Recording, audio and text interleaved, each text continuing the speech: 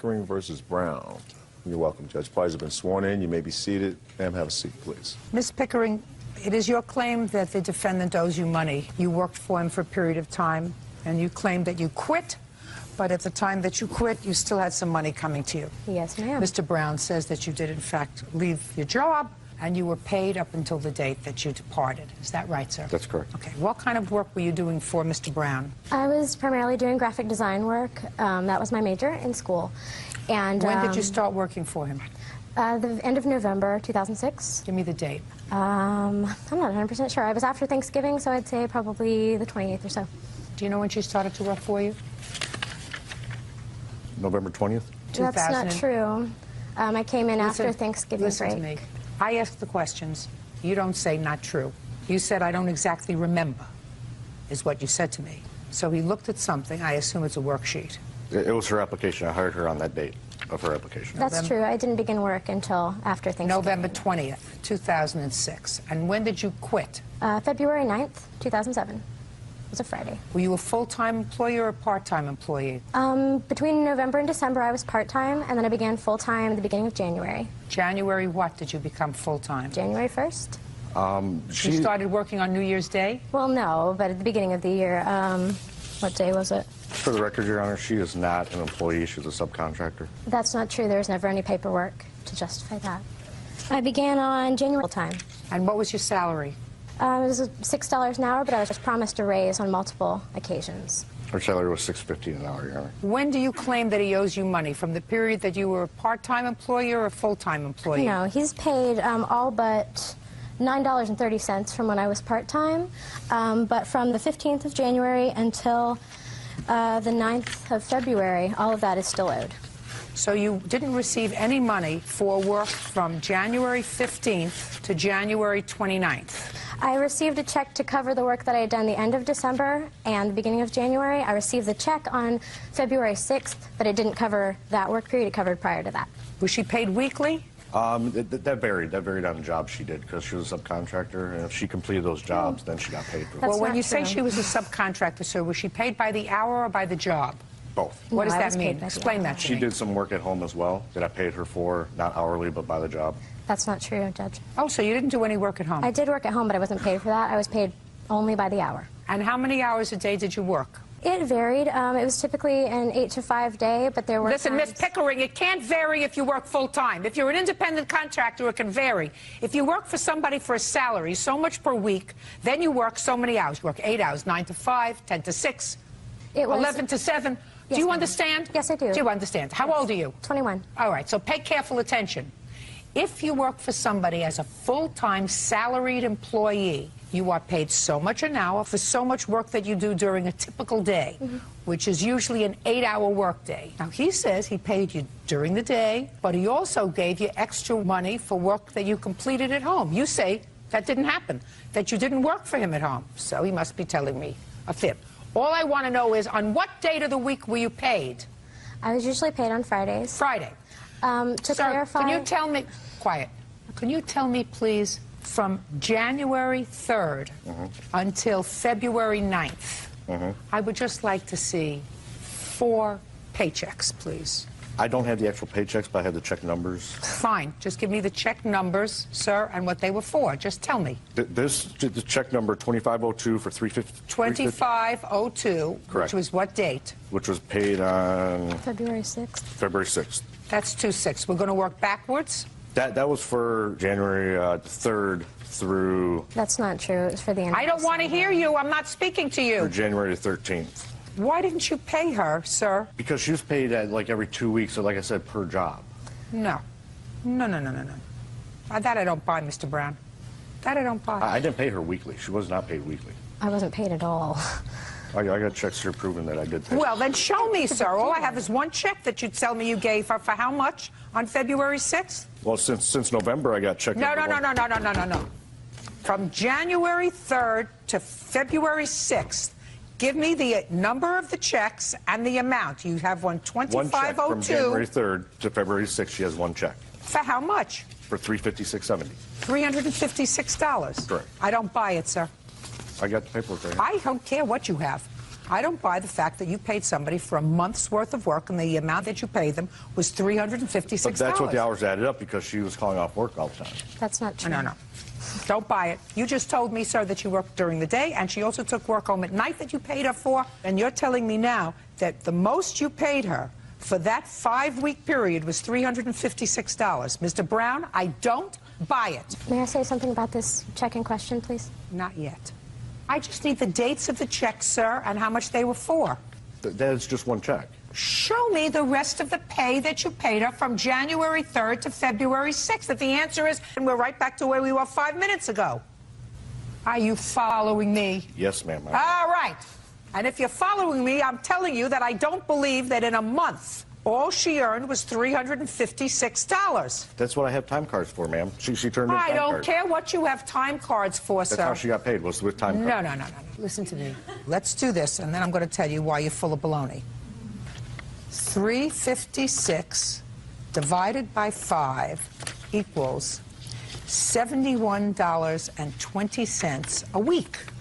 And you work 5 days a week? I worked 6 days a week, Monday through Saturday. Shh. $11.86 a day, or a little less than $2 an hour. That's what you paid her, Mr. Brown. Mr. Brown, stop playing with your paper. This is what you just told me. It doesn't make sense, Mr. Brown. And if it doesn't make sense, it's not true. Judge Judy continues in a moment. If you didn't like the fact that you didn't get a raise, you should have quit. There's no other. Real cases, real people. Judge Judy.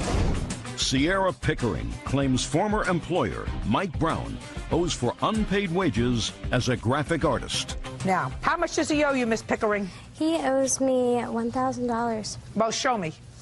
That's a pretty even number. Well, okay. I have all of my hours here. I have my timesheets as well. And he owes me $987.30 at $6 an hour. Now, if he had paid me $6.15 as he claims, or given me a raise as he also promised me. Well, you didn't get a raise. If you didn't like the fact that you didn't get a raise, you should have quit. So he owes you $987.30. I couldn't quit, ma'am. There's no other jobs in that small community. It was very difficult to find employment, especially in my field. Then you have a choice. Then you stay or you quit. That's what I did. I stayed. Well, that's fine. That's what you do. You owe her $987.30. Judgment for the plaintiff. That's all. Thank you. Excuse me, step out. I had a problem with my boss's temper. He would fly off the handle on multiple occasions. She refused to leave the store. She was threatening, yelling, screaming. I walked in on him watching pornography at work, which I felt very uncomfortable about. There was absolutely no pornography in the office. He referred to me as, oh, don't worry about it, she's a freak, which I felt was very with that. Obviously something was going on that she dreamed up. I don't know. You need to trust your first instinct with people. You know, if someone comes across as sort of shady, maybe they are. And now the next case. All parties in the matter of Learmont versus Johnson. Step forward, please. Lori Learmont is suing her former friend, 25-year-old Amber Johnson, for a loan to pay her rent. Miss Johnson, this was your neighbor. Yes. How long was she your neighbor? 7 years. And according to what I read, there came a time when you had some financial problems and you went to your neighbor and asked for money. Yes. What kind of money did you ask her for? I needed money for my rent. I was behind on my rent, so I asked her for $700 for a loan. Was she a really good friend of yours? At the time, she was, yes. You had no family that you could ask money for? Not at the time. They didn't have the money to loan me. Who did you ask? I asked my mother. And your mother had no money to give you? No. So you went to your neighbor Yes. and your friend, and you said, I have no money for rent. Did you have children? Yes. How many? 1. Could you please loan me some money? Yes. And what did she say? She said yes, she would loan me the money, and I would work off the money. Just a second. She said yes, she would loan you the money. Yes. And she gave you the money. Yes. And you paid your rent. Yes. And now she has to sue you for the money. I feel I worked. Just a second. Now she has to sue you for the money. It is your defense that you worked it off. Yes. Doing what? I did housework. I balanced her checkbooks. I did a lot of small jobs for her. Well, did you keep a record of how much work you did? No, I didn't. Did you have a discussion with her of how much you would be paid an hour? She said it would be $9 an hour. Is that right? It ended up that way, but I started off at 7. So how many hours did you work? Probably once a week, 8 hours a day. It depended on my work schedule because I was... Well, how am I supposed to figure that out unless you kept track? I didn't keep track. I don't know. Did you? Yes. How many hours did she work? It's hard to explain how many hours. I have it detailed on here Can I because... see it, please? On there, I had to give her $20 to get to my place because she had no money for gas, so that was kind of added in That there. never happened. It did. I live right around the corner. You didn't have any money for Don't gas. speak to each other. Now, where did you get this from, these hours that she worked? She wrote it down, or I wrote it down on a piece of paper, and then it was a real mess, so I detailed it. Do you have any of those papers that you wrote it down? I'm sorry, I do have it, but it's just not right beside me. I thought you'd like a nice, neat, typed. Well, no, I Yeah. would have preferred to have seen know. exactly what it was that was written I was down. thinking that while you said that. Okay. So since she kept no records, and you did, gave her credit for $150, that means you still owed her $550. There was also a time that I went down to pick up her car from the shop. She had me go down and drive it back up the hill, and she said that she would take $50 off the bill for that. Just a minute.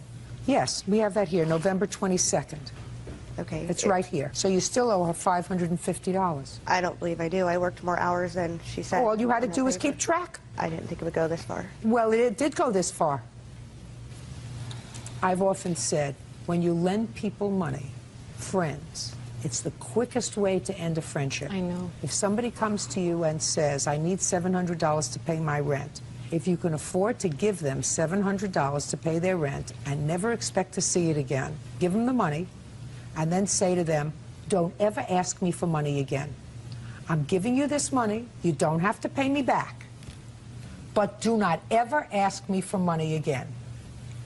Is that fair? Because once you are a loaner of money, the friendship is over because she thinks you're a pig for coming after her for this money now that you probably really don't need desperately. Needed the money desperately when she came to you. And she said, why is she being so petty and coming after me for this money, right? Why is she being so petty? When the truth of the matter is she was desperate and her own mother wouldn't give her a quarter. A stranger did. So you owe her $550. Now, you have a cross complaint for harassment. You want to get there fast? Yes, she was calling my work, harassing me at work. She probably called about 10 times a week at work. She would call me at 3 in the morning asking for the money. Her guy that she's living with showed up at my house, egged my door, threatened to kill me. There was so much harassment, I quit returning her calls. Why don't you just pay her the money? I didn't have the money, and I didn't have the time Oh, well, to that's the work off. answer. You didn't have the money. When for the first time did she ask you for the money? The next day. The day after the loan, she called me and said, I would like my money. And I said, well, I'm supposed to work it off. She said, no, I need my money now. I have people that are hounding me for money. I need my money now. The day after she called me. No wonder her mother didn't give her any money. There's a reason her mother didn't give her any money. When you have a responsibility, you're supposed to take care of it. You owe her $550. Your counterclaim for harassment is dismissed. If you paid her the money, she wouldn't have called you. That's all. Step out. All right, excuse you. Step out. Totally taken advantage of, totally conned me, and everything she said in there was a lie. She harassed me. She was calling me constantly. I was scared. Totally not true. It's all made up. It's like she's Academy Award-winning actress and makes up these stories. Pick up her car, clean her floor, scrub her bathroom. I mean, she was eccentric about everything, and she wanted everything perfect. I felt really sad, you know. She was going to get, she said, be on the streets, kicked out. I am thankful, but the harassment afterwards was not worth it. It's like what Judge Judy says, you know, if you have the money to give it away, but don't expect it back, and then you won't lose anyone's friendship. We're still neighbors, but we'll never be friends. And now the next case.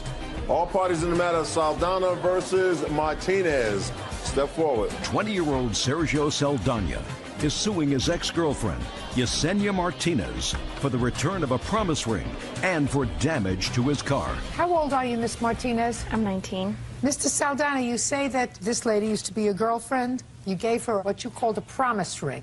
And you broke up, you want the promise ring back. And you also say she was in your car, and when she was driving, she scratched your bumper.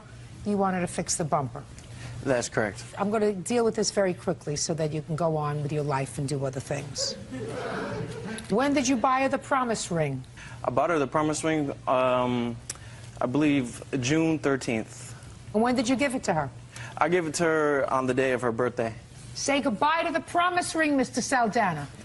Your Honor, but the promise ring, it was Mr. a symbol of our love. I know what a promise ring is, sir. It's given when you say, I promise that I'm going to love you, and you promise you're going to love me, and we're only going to go out with one another, we're going to be together. Just so happens this promise ring was given to her on her birthday. listen to me. She doesn't love you anymore. She doesn't want to be with you anymore. Kiss it goodbye. Now, let's get to your bumper. All right, my bumper, sometime in April of 2006. Just a second. Was this April 2006 before you gave her the promise ring? Yes, that is correct. After she scratched your bumper, you gave her a promise ring that said what? Under the condition that she would pay it back. No. Pay me back for the damage. Listen to me. Mr. Saldana, listen to me very carefully, sir. The promise ring you were going to tell me a moment ago said what? It was a symbol of a relationship, and we're relatively young, and we planned a future together. And so we didn't want to be engaged for a period of 5 to 6 years or however long it would take. So the promise ring was a stepping stone in order to get to the engagement ring, because we did see a future together. And you gave her that ring for her birthday. She scratched your bumper. What did you say to him, and what did he say to you when you scratched his bumper? I said, I offered to pay. I said, yeah, Speak up. I can't hear you, and I don't want to strain. This is not my last case today. I offered to pay for the bumper, but he said, don't worry about it. We could probably buff this out. No, that's not true. I did not say that. What did you say, sir? No, look at me. I was in Fairfield at the time. We had lived in Sacramento together, and she had borrowed my car to go to work without me even knowing. And I guess, I don't know, women, they really don't know how to drive too well. She hit the wall of a parking garage. You're right. Cracking the bumper. That's right. So she said to you, I'll pay you for the bumper, and you said to her, according to her, don't worry, we can probably have it buffed out. Now, you say that's not true. So you tell me what you said to her, Mr. Saldana. I said, you need to pay for the bumper. You took the car without even asking. And she said, all right, I'll pay for it. But that never happened. And after we broke up, I called her and asked her about it. And she said, well, we're no longer together, so I don't need to pay for that. Miss Martinez says you have to move on. I agree with her. Let me see the bumper damage that you claim she did, just for my own curiosity. I got an estimate, and it was I didn't ask you for an estimate. $2,000, Your Honor. I didn't ask you for an estimate. The car was in pristine condition, immaculate. So what? The Kelly Blue Book price was $11,000, and since the damage has gone down around $8,000. Good. Go buff it out. Case is dismissed. That's all. What is your excuse? You may step out. Nonsense.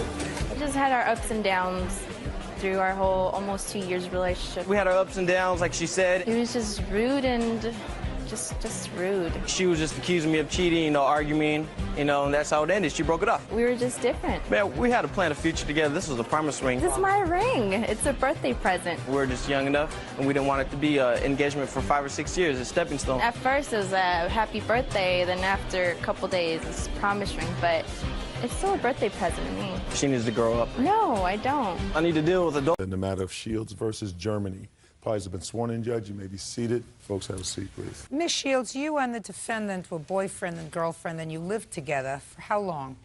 We never actually lived together. We were just boyfriend and girlfriend. Did you live together? When we dated, we stayed together. As far as I was concerned, we was together and staying together. According to your complaint, last summer you were living together. We didn't actually live together. He has his own residence and I have my residence, but we were a couple. Well, it's interesting. You said that he came home last summer, I think sometime in July. He came home in the morning because he had been out all night and you refused to let him in the house. Okay. Is that what you told me? Let me see. I can explain. You know, I'm getting older. Maybe I misread what you said. You said on July 1st, 2004, Byron, that would be you. Yes, ma'am. Came home after being out all night. He didn't have the key to get into the house and started banging on the door. I refused to allow him back into the home since he refused to stop continually disrespecting our relationship. Well, that sounds to me like he was coming home.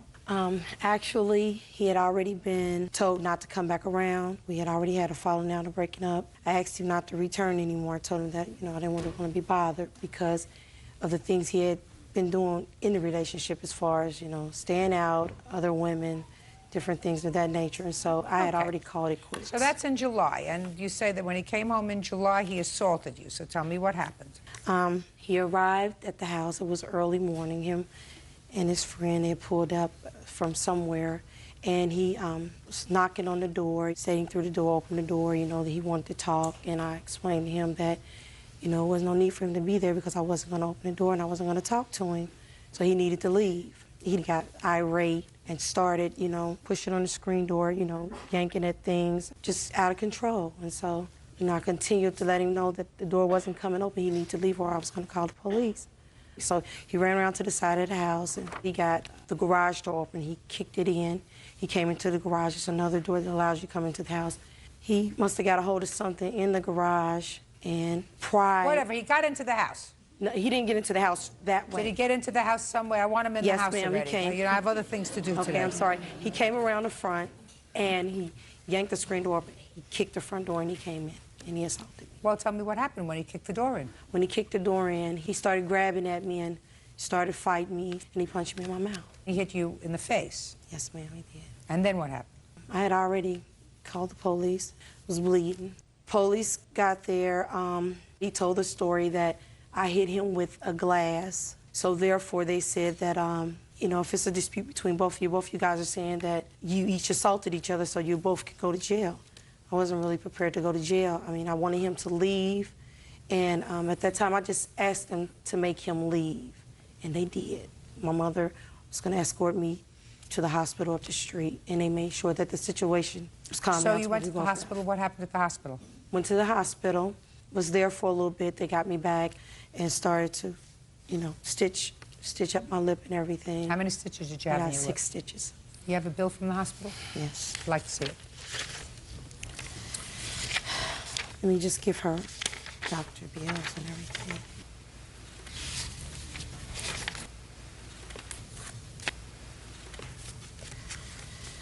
Now, after that date on July 1st, when was the next time you saw Byron? Well, he continued to, you know, come around and continued to knock on the door and make little threats and different things like that. But the next actual event where I did actually have to file charges again was January the 4th this year. And what happened? I do have videotape. He came over again, banging, ranting and raving. He kicked the front door in that time, which I have see it, please. videotape of that. And he left. I called the police, made another... He's not the father of that baby, is he? Yes, he is. Yeah, it's not like...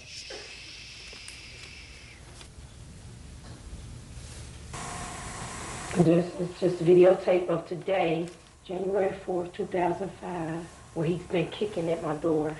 Just continuing to destroy the door that he's already destroyed numerous times. Byron, Germany. Black, 38, about 180 some pounds. So he drove off, just kicked the door, just kicked it all apart. And he kicked my window, trying to kick my window out, but he kicked the screen, broke the screen door. He couldn't get in the door, he just tried to kick, he just keep destroying the property. Just keep destroying it.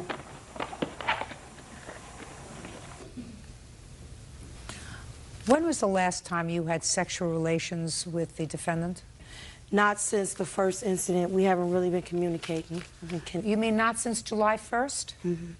Now, you told me before you started that you had already told him not to come around. Was that before or after you became pregnant? I guess it was around about that time. It was all pretty close together, you know. Things are just spinning out of hand at that time. Yana, I was there the day before that. Oh, yeah, I know you were.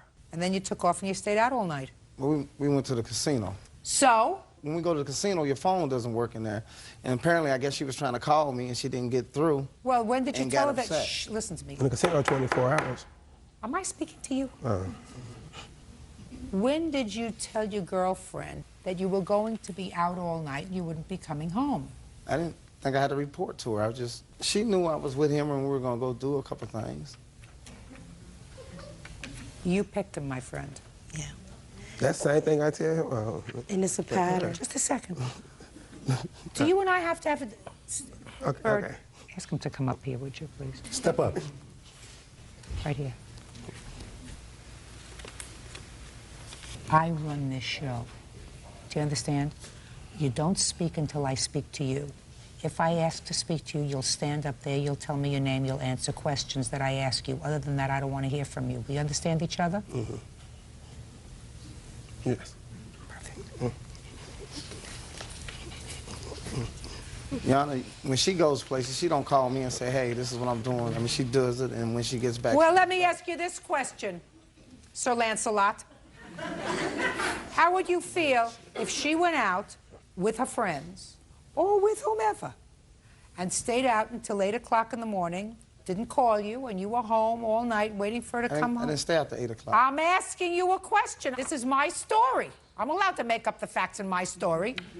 How would you feel if your girlfriend, who you were expecting to come home, stayed out all night and traipsed in at 8, 9 o'clock in the morning? How would you feel? I mean, I'll probably be a little upset, but I mean... Ooh! You'd probably be a little upset, Byron. I wouldn't double lock the doors and block your phone numbers out from the phone so you can't call or get in. Well, that should have told you something, my dear. She didn't want to hear from you. She didn't want to see you. She was really annoyed. Judge Judy continues in a moment. Your friend says, what am I going to be friendly with him for? He's an idiot. Right. See? You knew you'd come in handy. Real cases, real people. Judge Judy. Regina Shields says ex-boyfriend Byron Germany kicked in her front door and split her lip. Byron claims Regina injured herself when she swung a cup at him. Byron, you can't give her a fat lip, my dear. I didn't hit her on the lip. She hit me with the cup, and then on a moment... Where did she hit you with a cup? On my elbow. What bone did she break? She didn't break, no. She swole my elbow out to there. Oh. But when, the police took forever getting there, but when the police did come there, I told them I wasn't trying to press no charges. Well, how did her lip get split? Well, her lip got split when she was swinging the cup. She hit her own self with the cup. And I was pushing her back, and I think when I hit her hand, it hit back and hit her lip. I know it sounds wild, but that's what happened. It's possible. And it all wouldn't have happened if you hadn't kicked in the door. I didn't kick in the door, I pushed it open. Pushed it in, kicked it, shh. Pushed it, kicked it. It all wouldn't have happened if you just went home, let her cool off, go back to the casino, lose another couple of bucks. You could have done a whole bunch of things instead of pushing in the door. Well, when she gets angry like that, she stay like that for some days. Then what you do is you stay away for a few days. But I had something in the house I need to get, and I was What? I had some money in there. I wanted to get my money in. Then I was going to go and let her do her routine where she'd be hot for a week or two. Now, what about this video that I just saw of you driving back and forth and then leaving the house? I wasn't driving back and forth. I was backing out. Okay, you were backing out. Why were you there? It's my house. It's my place. How long has it been since you lived there? I mean, Byron! How long has it been since you lived there? I'm with her 24/7 there. I'm just off and on. I'm talking about January.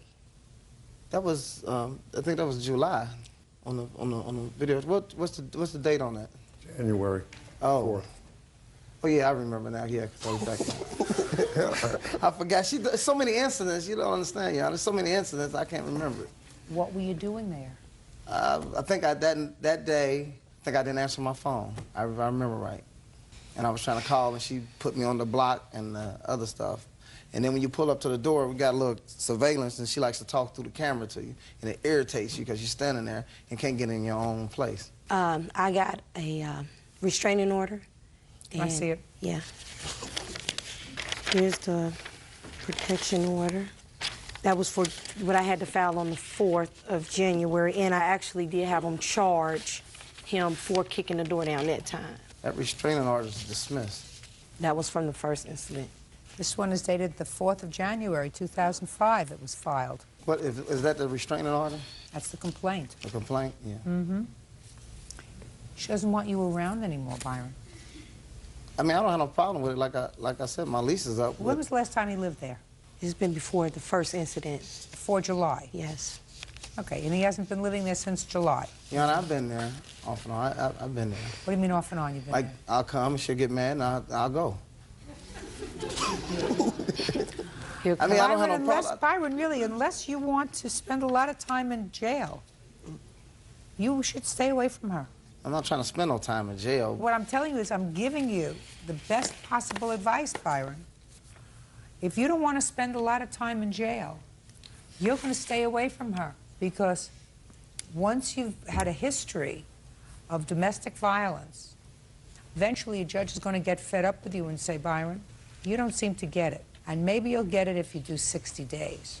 But I've never been charged with, I've been charged, but everything's been dismissed. What I'm telling you, Byron, is she doesn't want to see you anymore. Then she should stop calling me and telling me, what are you doing? You ain't coming by here.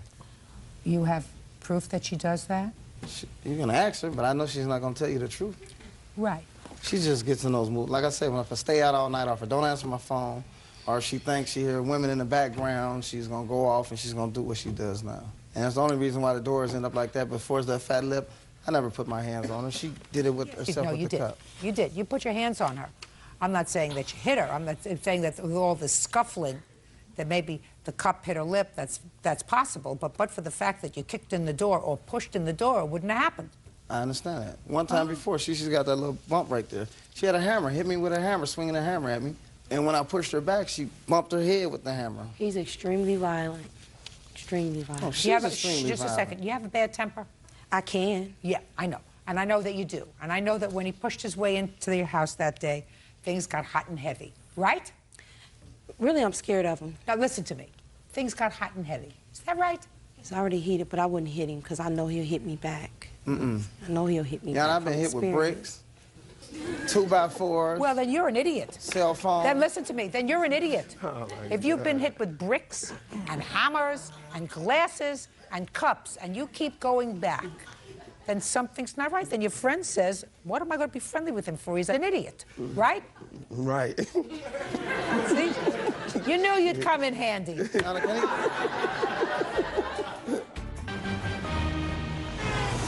Real cases, real people. Judge Judy. Regina Shields claims ex-boyfriend Byron Germany kicked in her front door and assaulted her. Yana, can we put him over there with her? She's gonna say I'm an idiot. Well, don't you think you're an idiot? Listen, if you get hit with bricks and hammers and cups and she's vicious and you keep going back. Yana, it's not like she... Shh. Does that make you smart?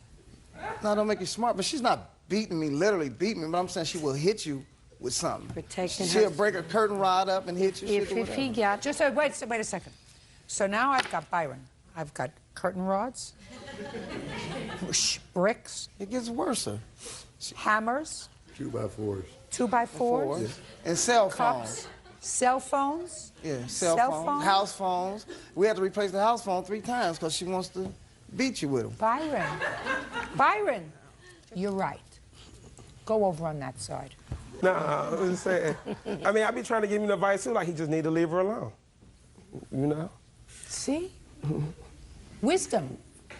Yeah. You know, she's complaining about the doors. I mean, I have damages too. She tore up cars. She done kicked doors, and I got a Hummer. She beat it with an iron, like you iron.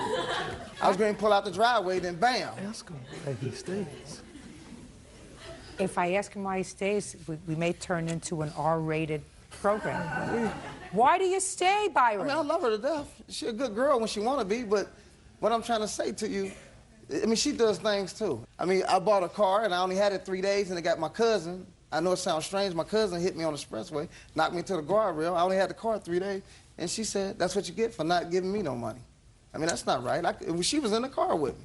We both could have ended up seriously hurt. He's trying to sound money hungry. That's what he's trying to say.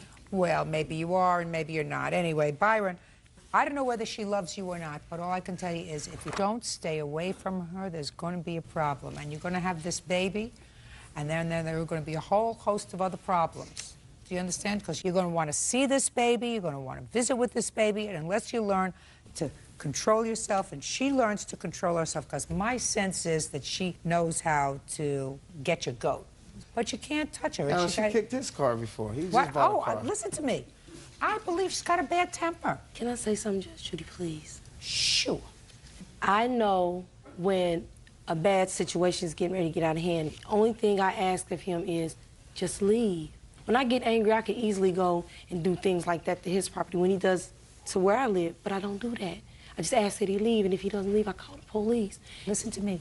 I know you sound as if butter would melt in your mouth. What he's saying is that when you're not here in a courtroom situation, you can have a really hot, volatile temper. That's what he's saying. And I have a tendency to believe him because I think that he doesn't do the right thing, but I don't think he's full of baloney. And I think you are a little bit. I'm not saying he does the right thing. He doesn't do the right thing. Staying out all night, not the right thing. not keeping in touch with you, not the right thing. If he's fooling around, not the right thing. But you know how to get to him so that when you bring the decibel level up to a certain point and then you say, now you have to go home, Byron. Well, you've already got him all worked up. Her lip got split, and her lip wouldn't have gotten split if you hadn't punched in the door. So you're going to pay for all those medical bills, which come to about which come to about $630. Better find somebody to fix your door for about $500. Yana, I didn't hit her in the lip. I shouldn't have to pay. I don't care whether you hit her in the lip or not, but for the fact that you pushed in the door, there wouldn't have been a scuffle and her lip wouldn't have gotten busted. All she had to do was answer the door. He could tell you. He was right Just there. a second. She didn't want to answer the door. She doesn't have to answer the door. There is nothing written in the Constitution, Byron, that provides that she has to answer the door because you knock on it. Judgment for the plaintiff in the amount of $1,130. I suggest you stay far away from each other unless it's pursuant to a court order of visitation for this new blessed event that's coming next month. Thank you very much. That's all. Parties are excused. You may step out. I have a baby coming. We're going to have to work it out sooner or later and take care of the baby and do what's right for the baby. It's his lifestyle choices and his disregard for relationships. That's not my friend. After the day, he's not my friend. All she said was you hit her in the mouth. It was I it. just wish he That could was go the on end the of other it. side. I would have been better just standing there by myself. I still have feelings for him. I think I'm going to always have feelings for him. Hopefully we'll get together and get it all worked out or be the best of friends and for the baby's sakes and, you know, keep everything going like it's supposed to be. I think I'm doing the best thing by just severing the relationship right now.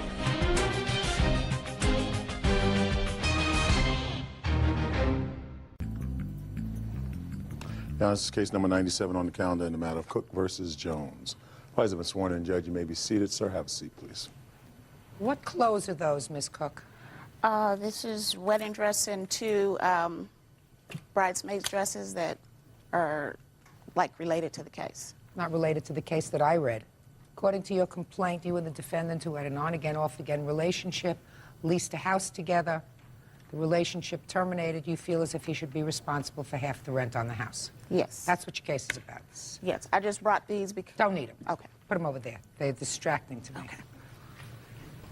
Mr. Jones has a counterclaim, and he says that you have a whole bunch of furniture and property that belongs to him. You locked him out of the house, and he couldn't retrieve the rest of his belongings, even though he didn't live there full time. Right? Yes, ma'am.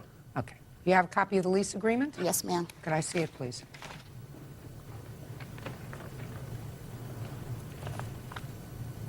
When did you move in?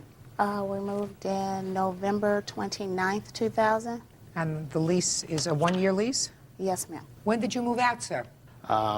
Actually, I was put out in January. We got into an argument. I got put out in January. Then I came back because I thought it was going to work. And March of 2001, I came home to find my stuff outside and the door and the locks were changed. That's not true, Your Honor. Just a minute. So you're telling me she evicted you? Yes. That's not true. Okay, go ahead. That's So I'll not hear- true. So now I'll hear you. We moved into the home. We had gotten engaged previous to that in September. We moved in November. Mr. Jones left a week after that, stating that he wasn't sure that this is what he wanted to do. He needed to get himself together. So he left and went to stay at his parents' home. We talked off and on. He stated he wanted the relationship. He wanted us to get married. He came back in January. Okay. He left in March. Well, that's what he says, but under what yeah. circumstances did he leave? He didn't feel right. He didn't feel right. He felt that the relationship wasn't going well, that his world was crashing down around him. He needed to get himself right. And if he wasn't right, he couldn't be right for me. So that's when he left in March. He was gone approximately a week. He told me he was moving back in, and I just happened to see him in a pawn shop when I went to pay some bills with his truck full of some of his belongings. I went in there and asked him what was he doing. I thought you were coming home. He said, oh, I changed my mind. I need to be gone a little longer. When I got to the house, I noticed he had moved a lot of his things out, and I changed the locks to make sure that he didn't take anything that didn't belong to him, and I told him if he wanted to take anything else, he could do it while I was there, but when my children were not there. Does that sound right to you? No, ma'am. When she seen me at the pawn shop, I was there with my friend James. He was purchasing some jewelry for his wife. She seen me? Yes, she did see me. Did she see you with any of the property that you had in the house? No, the property's still in her house. No, some of the property. No. Any of the property? Sir, No. I mean, ma'am, that's not right. His No. truck was parked But you across hadn't the been street. home. No, I haven't been home. You hadn't been home. For how long? I had went to work. Did you sleep there the night before? Yes, I did. You did? No, he didn't. Yes, I did. He was gone a week, ma'am. I believe he was gone a week. He was gone a week, and he stated that he was going to come home. That sounds right to me. Called him on a Friday. Your Honor, that's not true. Didn't catch him the whole weekend. Why do you Happened think to she catch threw him you on out, Monday. sir? Excuse me? Why do you think she threw you out? Well, we If I having believe problems. We having problems, like we said, and I came home. The doors were locked. She told me when I called her on my cell phone.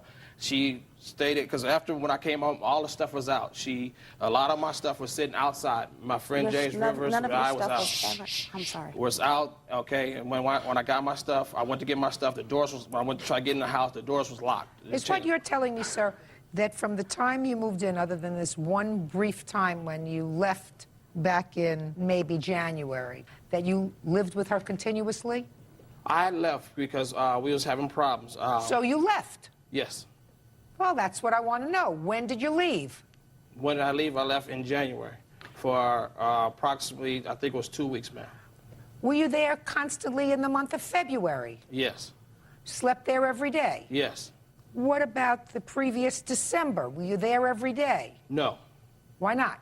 Because we was still going through problems. I was trying to make sure everything was right within me and within this relationship, because I've been through a bad relationship once before, and I do not want to go through.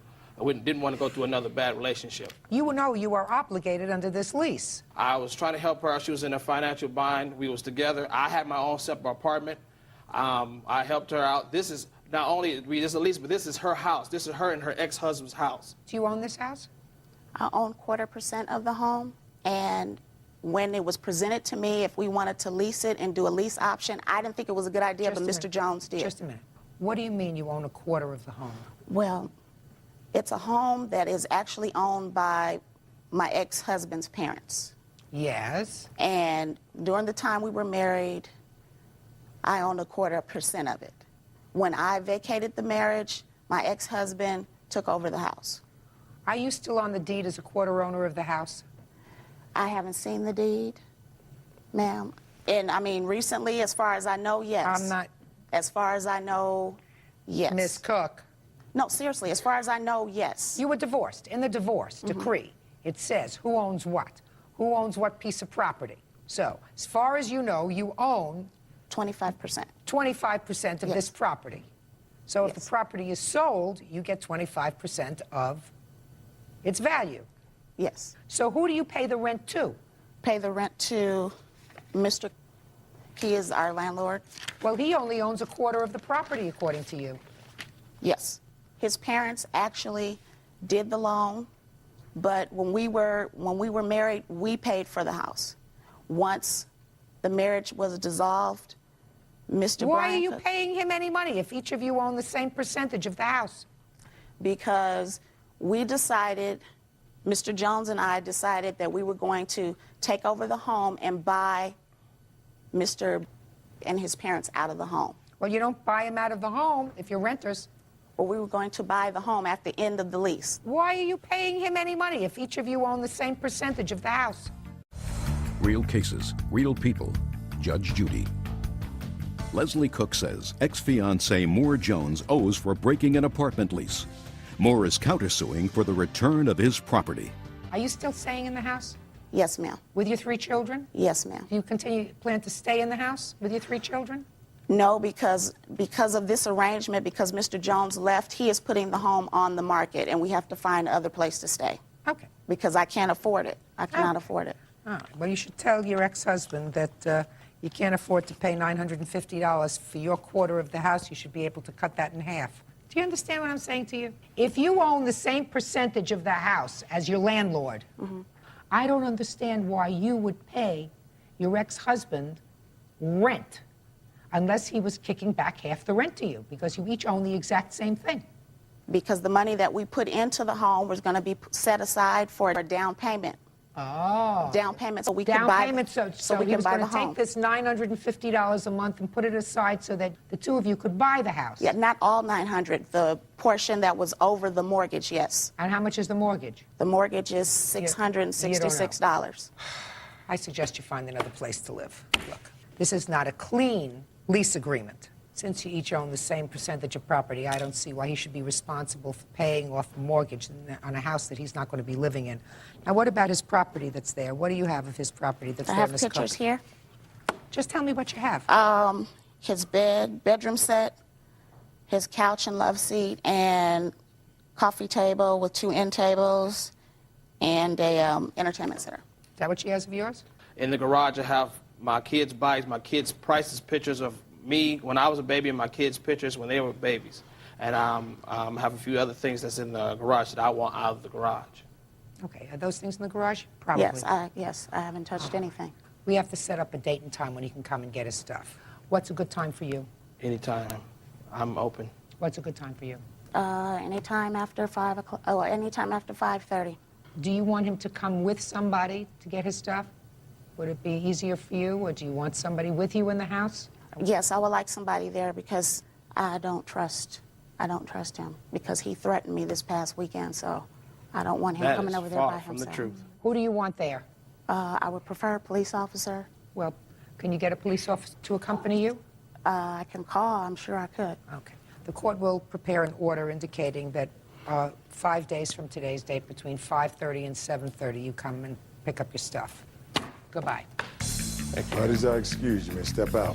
I don't think that it went fairly because this is something that we both did together, and now I'm stuck and I can't afford to keep the place. Now I have to look for somewhere else to live. Learn how to talk and communicate, and it best, try to leave on good terms. And now the next case. All parties on Calderon versus Moore. Steps forward, please. 23-year-old child care provider Erica Calderon is suing her former friend, 33-year-old salesperson Cammie Moore, for babysitting fees and the unpaid balance on a car. Ms. Calderon, your complaint alleges two things. First, that the defendant, for whom you did some babysitting, owes you some money for the babysitting. Your second cause of action is about a car that you sold to her. She made partial payment on the car and did not make the rest of the payment on the car. Correct. Those two things. Correct. I gather that your arrangement was that you would accept as payment, when you started to babysit for her, whatever money she was getting from the state for child care. Correct. When did you start babysitting for her? I first started babysitting for her in December. How much were you paid a month by the state to babysit for her? The first month I was paid like $272. How many children were you caring for? Just one. And in the month of January, how much were you paid? I was paid $300. 300 even? $372 also. And in February, how much were you paid? Nothing. Did you babysit for her in February? Yeah, I babysat for her 2 weeks. And I was just doing it more of a favor for her. So you babysat for her for 2 weeks as a favor? Right. I did that because she had told me that she didn't want to leave her daughter with her mom because her mom was not fit to babysit her. And she didn't have anybody else to do it. Was she working? Yes, she was. So what do you claim she owes you for babysitting? I claimed that she owed me a total of $500. Well, I know that that's what you claim. How do you get to that figure? She had agreed to pay me whatever the state didn't pay me out of her pocket, but she was going to pay me $250 an hour instead of $213 an hour. But I also babysat for her while she went on a trip, and she had told me that she was going to pay me $160 for that, which she did not pay me for that either. How many hours a day did you watch the baby? I was babysitting her up to 18 hours a day. Did you keep a log? I kept a log, but I didn't bring it with me. But I have the proof saying that I babysat her that many hours that month that she also signed. Oh, I'd like to see it.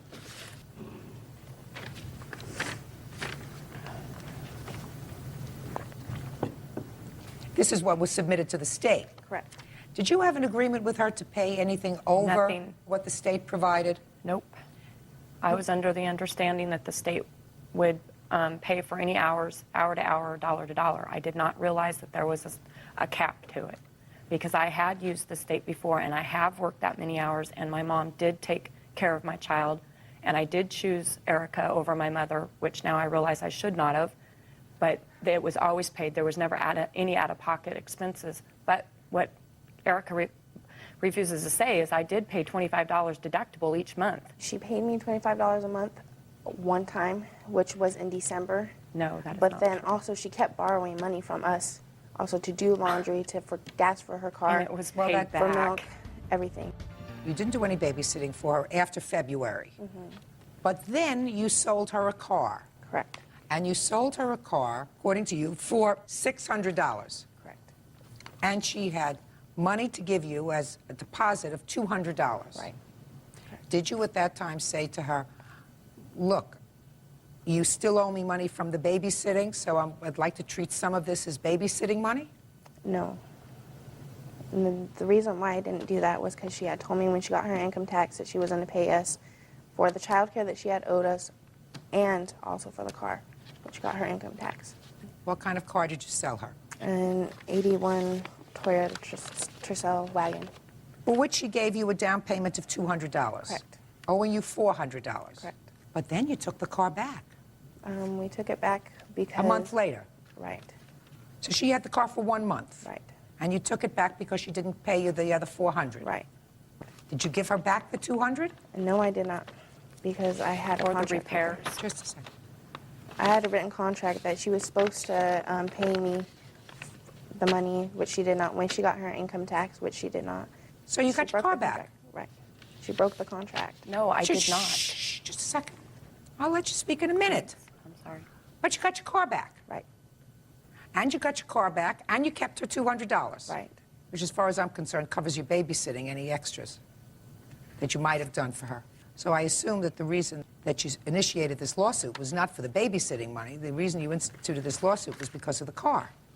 Well, initially... Because you would have initiated the lawsuit back in March if she owed you money. Well, I kept giving her chances because, we were friends. I wasn't doing it. Kept giving her chances. She wasn't working. She was working on and off. It was just... Friends don't sue friends. And Well, sometimes they do if they owe money. Were you supposed to get, I'm just curious, your arrangement was you were supposed to give her money, the other $400 for the car when you got your income tax. Is that right? Before we even entered into the arrangement, she was sitting in her van, and I said, listen, I want to help you because I know that I have, you've helped me in the past. I do not really technically want the car because it's neither here nor Give me there. a break. The Will you fact- please, you don't buy a used car because you don't technically need it if you don't have money. No, I didn't technically want it, but I wanted to help them as much as, they say they helped me. But they know that there was problems with my tax return last year because of my daughter's name being hyphenated. I even reminded her of that. I said, listen, they've received it, they processed it. That doesn't necessarily mean it's going to be here in 2 weeks. Do you understand that? Oh, yeah, I understand that. For 4 weeks after that, her or her husband was continuously asking me if I had got my tax return.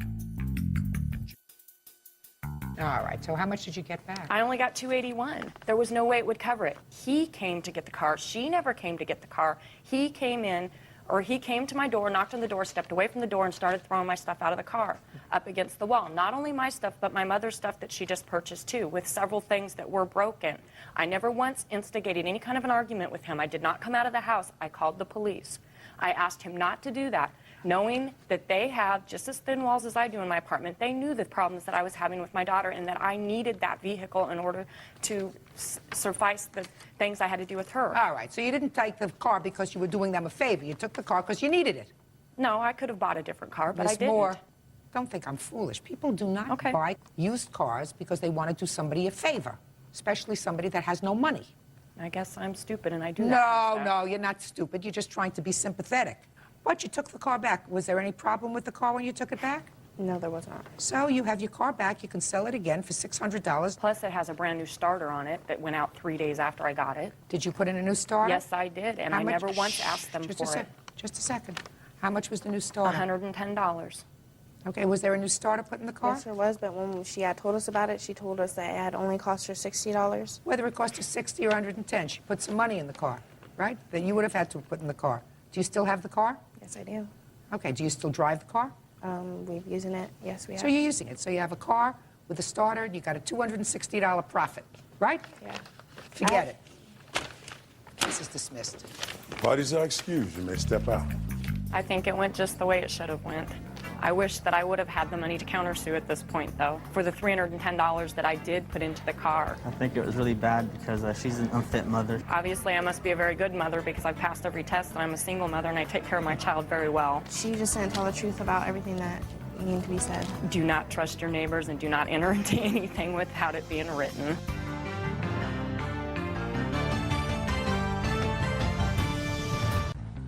Your Honor, this is case number 449 on the calendar in the matter of Anashevska versus Lutz Henry.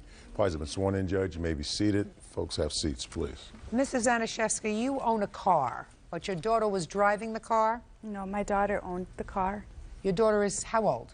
16. She worked for 2 years to purchase this car. I own it with Who was the titled owner of the car? both of us. Okay, because she's a minor, she can't own the property. Right. That's why you're here. And according to your complaint, these two young men took your daughter's car really almost without her permission or with her coerced permission, according to you. She was in the car.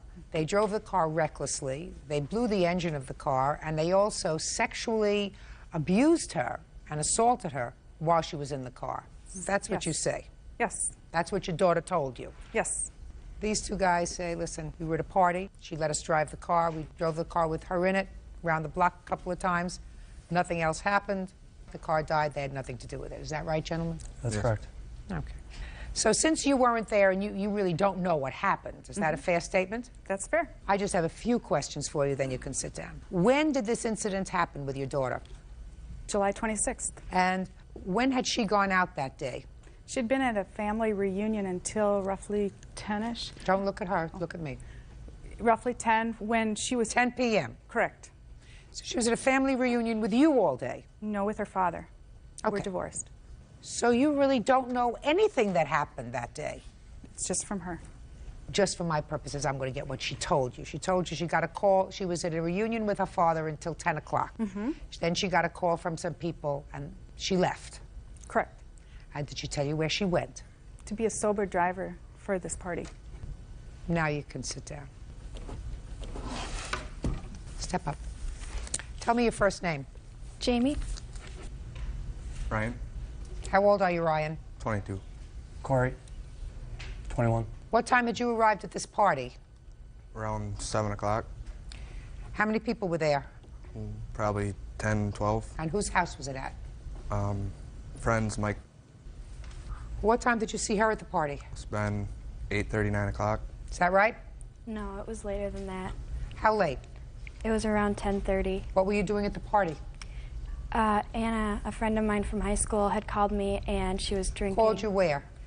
On my cell phone. I was on my way back home, and asked me to drive her because she had been drinking. So you arrived at this party. Had you known about the party that day? No. You had no idea that there was a party at Mike's house? Exactly. Did you know Mike? From school, yes. So you knew him? Yes. Had you ever been to his house before? No. So you got there at 10:30, and what did you do? I drove some people home. I drove some people to Quick Trip. You drove some people home? Yes. Who did you drive home? Anna and Sarah. About how far was it to drive them home from Mike's house? It was probably a 10-minute drive. And what did you do after you dropped them off? Well, we went to her house and were there for Who's Anna's house, sorry. Went to Anna's house, just the three of you? Right. And we were there for about a half an hour. Her mother asked if she had driven. She said, no, I was the sober driver. And I talked to her mother. And then she decided she wanted to go back to the party. So I took her back. That was pretty stupid. Yes, it was. So you took her back to the party. Where was her mother when you decided to take her back to the party? She went to sleep. So, Jamie, I'm not stupid. Maybe your mother's willing to believe all this nonsense that you told her. I'm not. Because if you went to pick up your friend because you wanted to be a good Samaritan, and your friend had been drinking, and you took her home, then you say, so your mother is saying, you're a very responsible young lady. But a very responsible young lady doesn't say, okay, then I'm going to take you back to the party so we could all party. I had no intention of letting that happen. Then you go home. You don't drive back another 10 minutes to take her to a party. Now, when you took her back to the party, what was your intention? Everyone seemed like they were staying there, so I wasn't needed anymore. What do you mean you weren't needed anymore? You went to pick her up, because she had been drinking too much to drive home. You take her home. She decides to go back to the party to drink some more, so you decide that she doesn't need you anymore, and you were leaving. My main goal was that nobody drove drunk that night. Then you shouldn't have taken her back. I'm telling you, madam, your mother may believe this nonsense that you told her. I don't. If your main goal was that nobody should be drunk and driving, then you leave your friend at home, at her home, and you say, I'm going home now. So then you drive her back to the party, along with the other girl, I assume. Yes. And then you were leaving. Yes. So what happened? As I was walking out, they stopped me, Corey and Ryan, and wanted to drive my car. I said no, I was tired. I worked in the morning. I wanted to get home, but they insisted that they at least see it.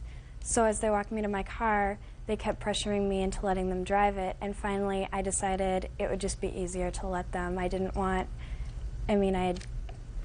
them to not like me. I felt kind of peer pressured, and so I let Ryan drive the car, and as I went to get into the passenger seat, Corey then got in first and pulled me onto his lap, and Ryan started driving very fast into these country roads.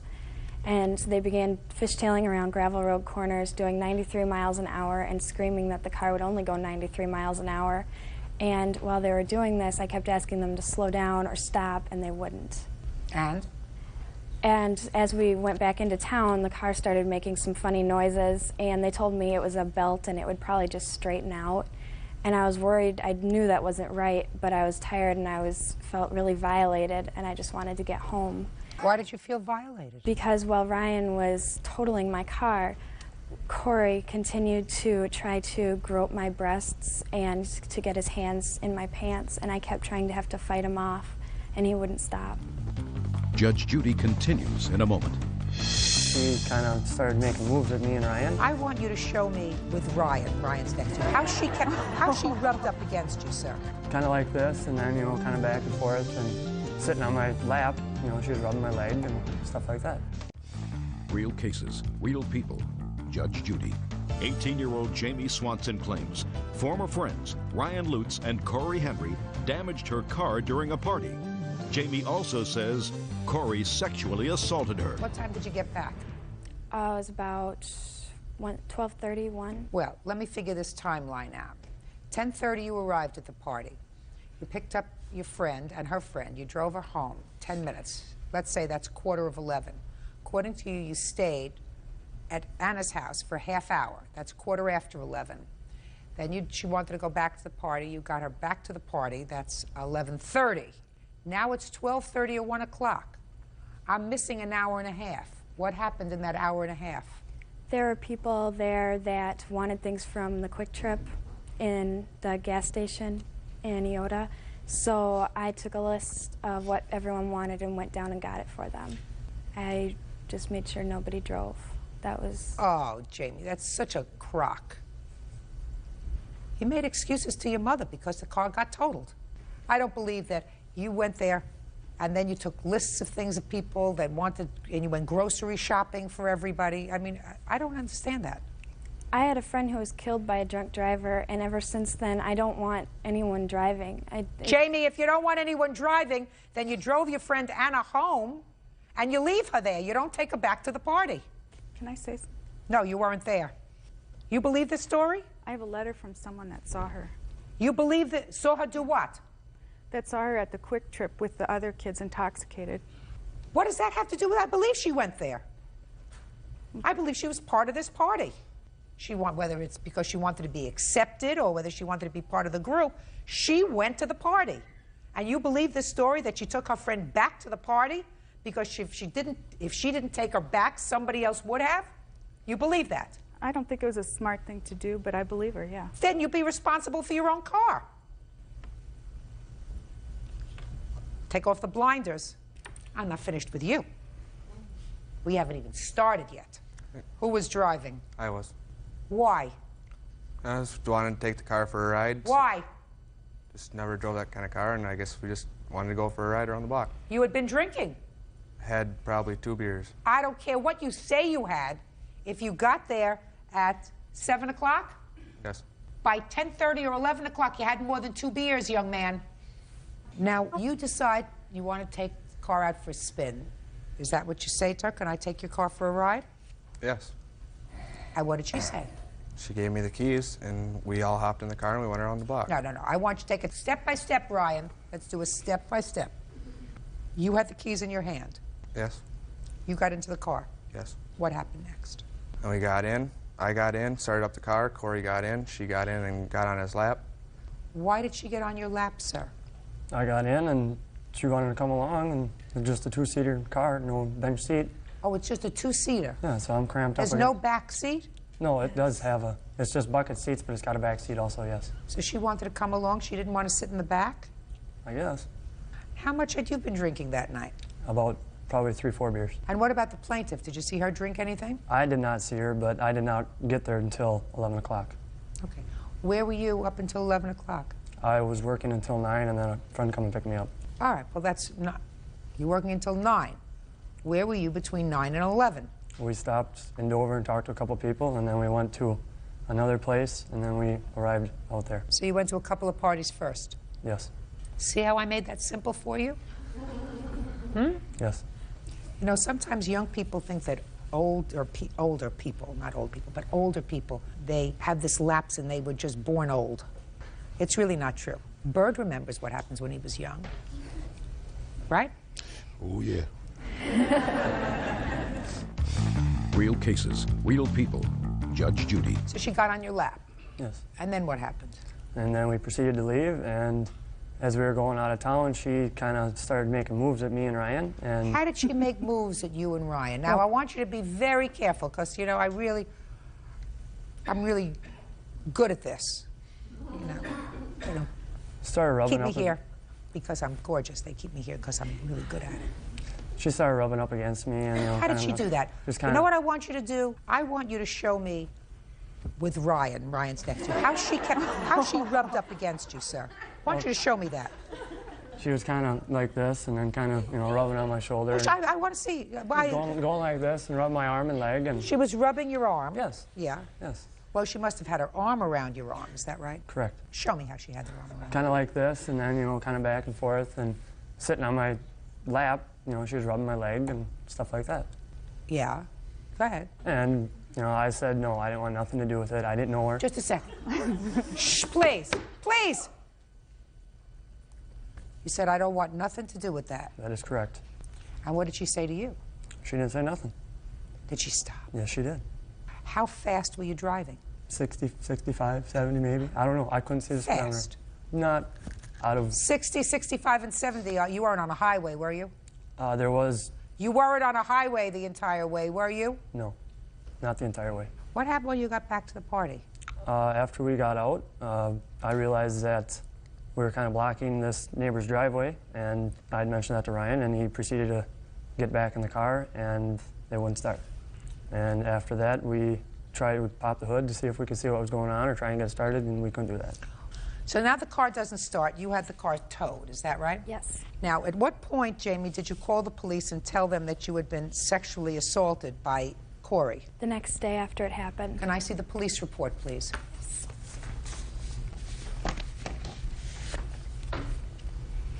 What time did you get home that night, Jamie? It was about 1:30, 2 a.m. Who took you home? Anna. So, Anna, your drunken friend took you home, is that right? Right. Who was home? Nobody was. My neighbor was staying with me. So nobody's home. Where was your mother? She went to her husband's house. He had to live in Sioux City, Iowa, because of his visa. He's from Poland.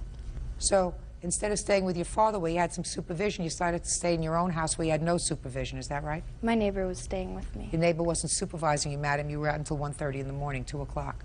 What kind of supervision is that? Not very good. You were having a party. Now, at what point did you find out that your car wouldn't start, that the engine had blown on your car? The day after I had it towed, the mechanic looked at it. You had it towed? Yes. The next day? Yes. What time? It was probably about 3 or 4-ish. When did you find out that the car wouldn't start that day, on the 27th of July? Did you go back there in the morning? I went back there, yes. What time in the morning? What was it? 9. And at that time, it wouldn't start. Right. Right? Okay. And did you call the mechanic? Yes. And told the mechanic, please come and tow the car? Or he said to you he would come and tow the car? It was a different towing service. It was AAA. So they towed the car. The mechanic. What time? 3 or 4 in the afternoon. And you waited at the house all that time? I waited at the car. At the car? Yes. Well, the car was at the house. Yes. You waited in the car or at the house? I waited in the car. I was in the house for a brief moment. So you were in the house too? Yes. Who was in the house? Ryan and Aaron were there, and Jared was there, and Mike. What time did you go to the police station? 7-ish. In the evening? Yes. See what I mean? You always get yourself tripped up, honey. I'm sorry.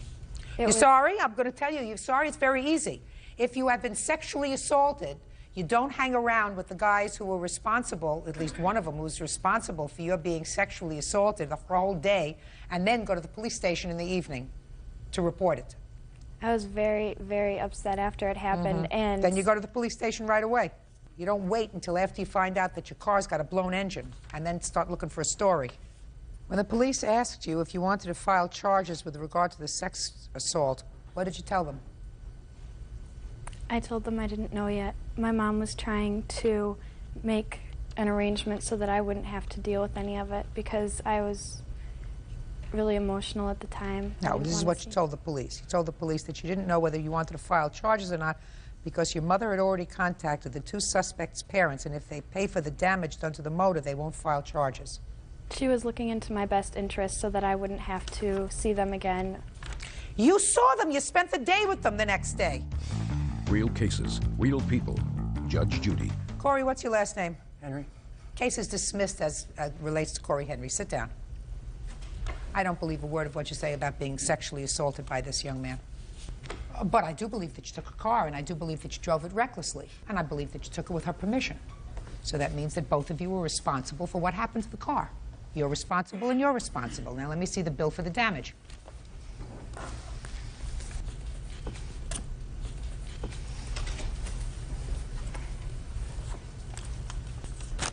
When you leave a 17-year-old alone, unsupervised, they get into trouble. You understand that? Yes. This is a bill for therapy. She's been in counseling ever since, and I have a letter from her psychiatrist stating that. It's your bill. Next time you stay home with your daughter. If you paid $2,600 for the car a year and a half ago, I've taken off $600 for the year that she drove the car, year and some months that she drove the car, leaving the value of the car $2,000. I consider both of you responsible. You responsible and you responsible for what happened to the car. Do you understand? Yes. So, she's going to pay some and you're going to pay some. Is that reasonable? Yes. Good. Judgment for the plaintiff in the amount of $1,000. That's all. Parties are excused. You may step out. He violated me, and I don't, I paid so much for that car, and I worked really hard for it, and he didn't even have to pay for it. I feel like she just wanted money. He was groping her in the car. She wanted to hide it. We worked with Rape Line, and Rape Line was the one that sent us to the police department. I was getting calls from her mother stating that if we didn't pay for the car, she was going to charge us with 5th-degree sexual assault. Hopefully that they won't do this to anyone else, because nobody deserves this. She ended up letting the drunk driver drive her home. What's that say?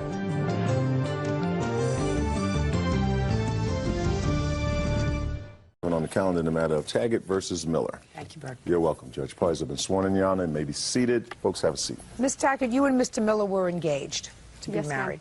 You have a child from a previous relationship. Yes, I do. And the 3 of you live together. Yes. There came a time when that engagement and that relationship terminated. You were in the process of planning a wedding, and it is your claim that Mr. Miller owes you for a whole host of things. First, false allegations that he made with regard to an incident where he claimed that you bit him and assaulted him, emptying out a bank account that was yours, not giving you property back that belonged to you, and wedding expenses that you paid for. Mr. Miller says he doesn't know you a dime. He also paid for wedding expenses. He says that the allegations of assault were absolutely true. He doesn't have any property that belongs to you anymore, and he really wants you to move on with your life because he says that his life has been made unbearable by you and your family, who have embarked on a constant course of harassment, including filing of multiple lawsuits. Yes, so Your Honor. far, is that correct? Yes, Your Honor. Okay, when did this blissful relationship commence? We got engaged on September 16th of 2005. Were you living together at the time? We didn't move in together until the next month. You moved in together in whose home? We rented an apartment together, and we both signed the lease. And when was this argument that terminated the relationship? The argument happened on May 10th, which was 10 days before the wedding was supposed to happen. Is that when the assault allegedly took place, sir? Approximately, Your Honor. Not approximately. Yes, Your Honor. Okay. You want to tell me what happened, Miss Taggart? Yes, ma'am. I had gone to Morgan, where all of the wedding arrangements were to take place, to finalize the cake and the flowers. And the flowers. I called him at work and told him I was going to be going, and he didn't want me to go. Why didn't you want her to go? Well, because, Your Honor, I wanted to participate in the, the formalizing of this wedding. Then he told you that? No, he did not tell me that. What did he tell you? He just told me that he didn't want me to go, and previously he'd told me that he didn't want anything to do with planning it, that it was my wedding and I was in charge of planning it. Okay, go ahead. So I went to Morgan anyway. He'd called me several times and was very upset.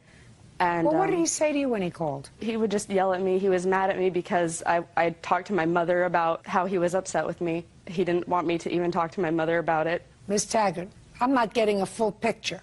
After you spoke to him on the phone and he was upset with you, did you call your mother? Yes, ma'am, I did. Why did you call your mother? I called my mother because when I talked to him on the phone, I was very upset, and I just wanted to call and mostly have somebody just help me calm down so that I wasn't so upset. I was going to finalize wedding plans, and I didn't want to have tears running down my face when I was doing it. Go ahead. I finalized the wedding plans, and I called him when I was on my way home, as he'd asked, and he said, well, we'll just talk when you get home. And so I got home, and my son was asleep, and so I took him to bed in our bedroom. How old is your son? He's 7 now. He was 6 at the time. If he was sleeping, where was he sleeping? He was asleep in the car on the way home. So you went to finalize the wedding plans with your son? Yes. And when you got home, you put your son to bed in your bedroom? Yes. Is that where he used? Yes, he had a bed in the front room, but he'd often come and slept in our bed. It's not an answer, Miss Tack. At 7 years old, they're supposed to sleep in their own room if they have a room. When he slept in your room, where did he sleep? He would just sleep in the bed. I laid him in there because I knew that Travis and I were going to be having a conversation, and I didn't want it to wake him. So I put him to sleep in our bed. And Travis was standing by the bathroom door when I got home. He gave me a hug, and I went and I sat on the couch in our front room. And a few minutes later, he came and he sat down in the chair across from me. And he started asking me questions, and something about like $1,600 missing from the bank account. And I told him it was just all finalizing wedding plans. Did you have a joint checking account? We did. He was put on the checking account 2 months prior to this. And you were working at the time? Yes. Who were you working for? I was working for the Huntsman Cancer Hospital. And you? Yes, I'm employed for the state of Utah for JJS, Juvenile Justice Services. Okay. So you were each depositing your checks in the bank? Yes, in this joint bank account? Okay, go ahead. And so it started to get heated. He started yelling at me about all sorts of things. I remember I was holding a pillow sitting on the couch, and he stood over me, shaking his finger at me, telling me that I was weak and I was worthless, and he couldn't even believe he was attracted to me. And then he asked me to leave, and I was okay with that. At the time, I was fed up with the fight. I was ready to be done with the fight. And so I said, okay, I'll leave. And I went to go back to the bedroom to get my son. And Travis had been drinking prior in the evening. And Travis said, you're not taking him with you. And I said, he's my son, and he's going with me. And I tried to get past Travis to go get my son, and he pushed me. And he did this repetitively. He pushed me into the wall, into the kitchen table, into the couch, down on the bed, down on the floor. And I did the pushing and shoving match for a minute, and then I said, you know what, I'm just going to call the cops. I grabbed my cell phone, and I started to dial 911, and he grabbed my phone, and he threw it across the house. After that, I went out, and I was kind of freaked out. I stood there for a second, and I decided that I had to get my son.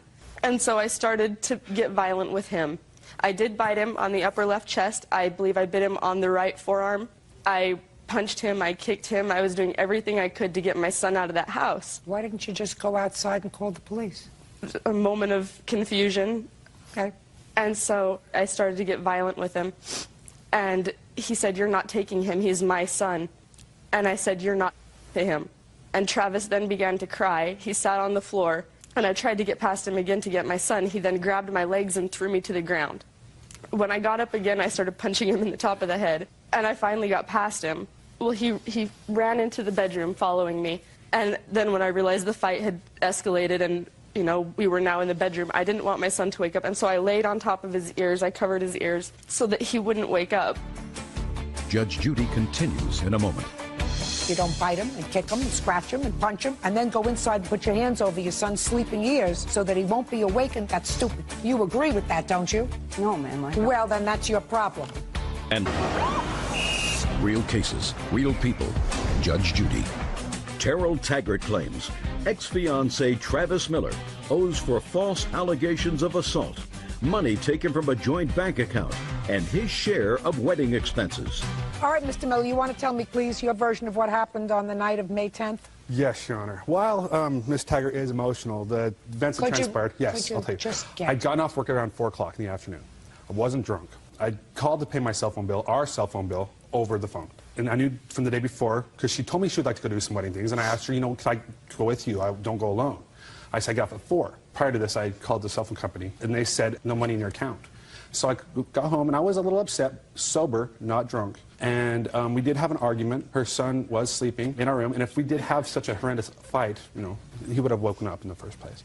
She did assault me. I didn't touch her. She could have called the police at any time. I did ask her to leave at that time because she was emotional, and that's about how it transpired, Your Honor. Okay, Ms. Taggart, so let me explain something to you. Let's deal with the false allegations of abuse. There were no false allegations of abuse. You lost your cool, and you assaulted him. That's it. You bit him here, you bit him here, you bit him here. I'm not sure whether I believe that he struck you and abused you, because if he did, the police would have arrested him. Did they respond to your home? They did not. I actually tried to file a police report several times within the following weeks. I went to the desk, and the officer at the desk didn't care. They just shrugged me off. Okay. There were many ways you could have handled the incident that occurred in your house on the 10th of May. You chose the most inappropriate one. Most appropriate one is if you're having a fight with him, and if you were emotional, which clearly you were, it's not the right time to take your son out of a sleeping bed. There's no question in my mind that Mr. Miller was not going to hurt your son. So you go outside, you cool off, you call your mother, you call the police if you have to, say, I want to go get my son. But what you don't do is you don't bite him and kick him and scratch him and punch him, and then go inside and put your hands over your son's sleeping ears so that he won't be awakened and frightened by the fight. That's stupid. You agree with that, don't you? No, ma'am, I don't. Well, then that's your problem.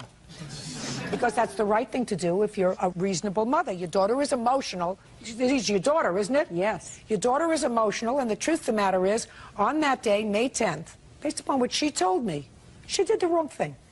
She went to finalize wedding plans. He asked her not to go, to wait for him until he got out of work. She went anyway. There's no question he got upset with her. Instead of resolving the issue, she calls her mommy. Certainly, that's not the way two grown-ups are supposed to deal with their wedding plans. Your daughter got emotional. I don't believe Mr. Miller was drunk. I don't believe that for a minute. So, let's deal with the bank account. You say, Ms. Taggart, that Mr. Miller emptied the bank account. Yes, ma'am, he did. On what date did he empty the bank account? It was the day immediately following the fight. It would have been May 11th. How much money was in the bank account? There was probably about 350-ish. What do you mean 350-ish? Show me the account. I don't know if I have the exact statement for that month. Well, then on lawsuit, madam. That's what you're supposed to have here. Miss Taggart, if you come to court and you're suing because you say that he emptied out a joint bank account, what you have to bring is you have to bring proof of that. And that would be the bank statement for when he closed that bank account, how much money was in it, and it would also show me how much money was in it the day before the fight. Yes, ma'am. Do you have that? I only have the bank statements up until April, so I do not have that one. Not interested. Okay, so empty out the bank account you don't have any proof of. Wedding expenses. Who was planning the wedding? I was, as he had told me to. Who was paying for the wedding? I was, out of my income tax return. So? So that is where I come with the opinion that he owes me at least half of that. He doesn't. There has to be an agreement. In the event that Mr. Miller said to you, which of course he didn't, I am going to pay for half of the wedding, then that's a contract. But Mr. Miller didn't say that to you. What you want is you want half the wedding expenses because there was no wedding, right? This is right. But that's not the way the law works. There's nothing in the law that gives you the right and gives me the right to say to Mr. Miller, well, it didn't work out and you should pay for half the expenses. That's a different kind of court. It's a court that doesn't exist in this country. Now, what property do you allege that you left at his house? There is a mirror that was given to me as a Christmas gift from him.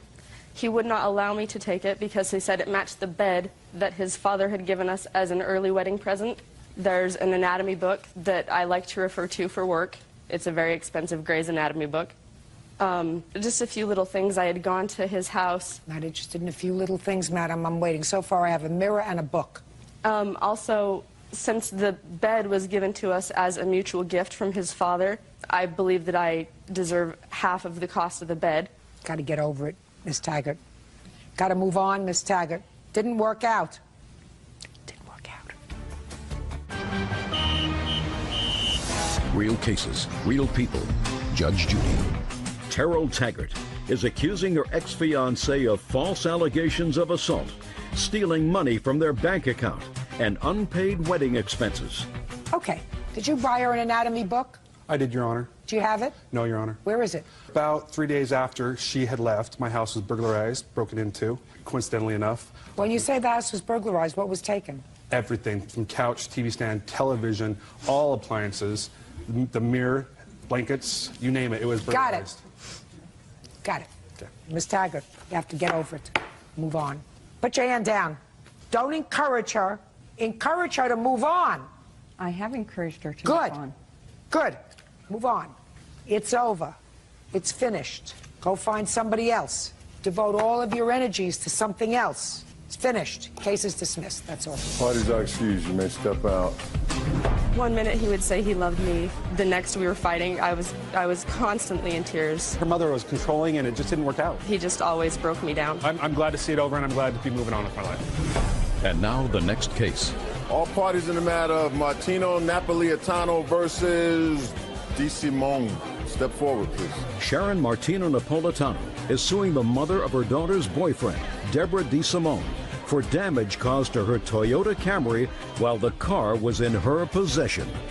You two lovely ladies are neighbors, and you each have a child. You have a girl. You have a boy. They're dating each other. Yes. This is your complaint. You allowed your daughter, this young lady right here, to use your car. She was using your car one day to take Miss DeSimone around to do some chores. Correct. And that wouldn't have bothered you necessarily because she's the mother of the boyfriend. Then Miss DeSimone asked if she could borrow the car herself because she wanted to go food shopping, right? Yes, to pick up a couple items. And your daughter allowed her to drive the car. The car was damaged. You want Miss DeSimone to pay for the damage to the car. Absolutely. Miss DeSimone says she took the car, went into Food Town. While she was in Food Town, somebody must have hit your car. Correct. Right? That is correct. So it's not her fault. That's what you're saying. That's correct. We'll see. What year is your car? It's a 1995 Camry. How long have you had it? Approximately a year. So you bought it secondhand? Yes, ma'am. How many accidents have you had? I've had one other one where I was hit from behind at a red light. So you had a rear end damage to the car? Mm. Bumper? Or Bumper. Bumper. Only the bumper? Only the bumper. Was the car fixed? No. On September 6th, what kind of damage was done to your car? It would be the right quarter panel. You have a photograph? Absolutely. I'd like to see it, please. Here's before and after.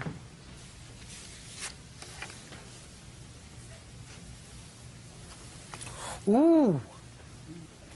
That's a bad one. Okay. So, you still dating each other? Yeah. Okay, this is not going to be painful. Believe me.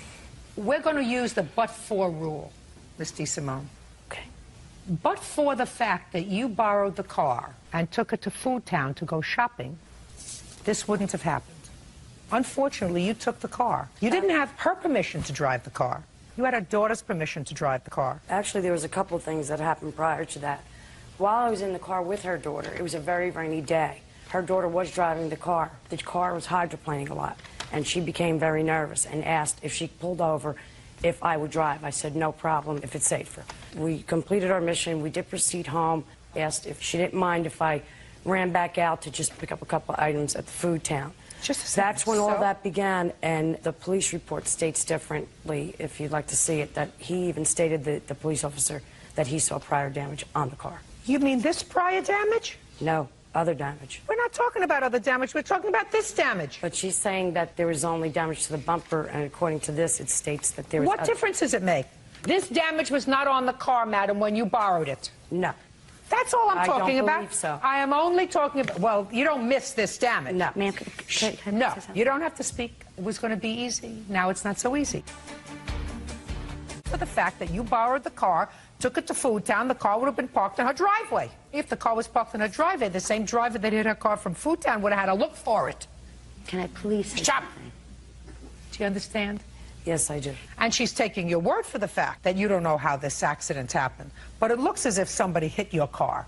If she had hit somebody else's car, unless she, I don't know how you can contort yourself to do this kind of a damage to somebody else's car, but you had the car, but for the fact that you borrowed the car, it wouldn't have had this kind of damage. Correct. This damage. Good. Then we don't have a problem. What do you want?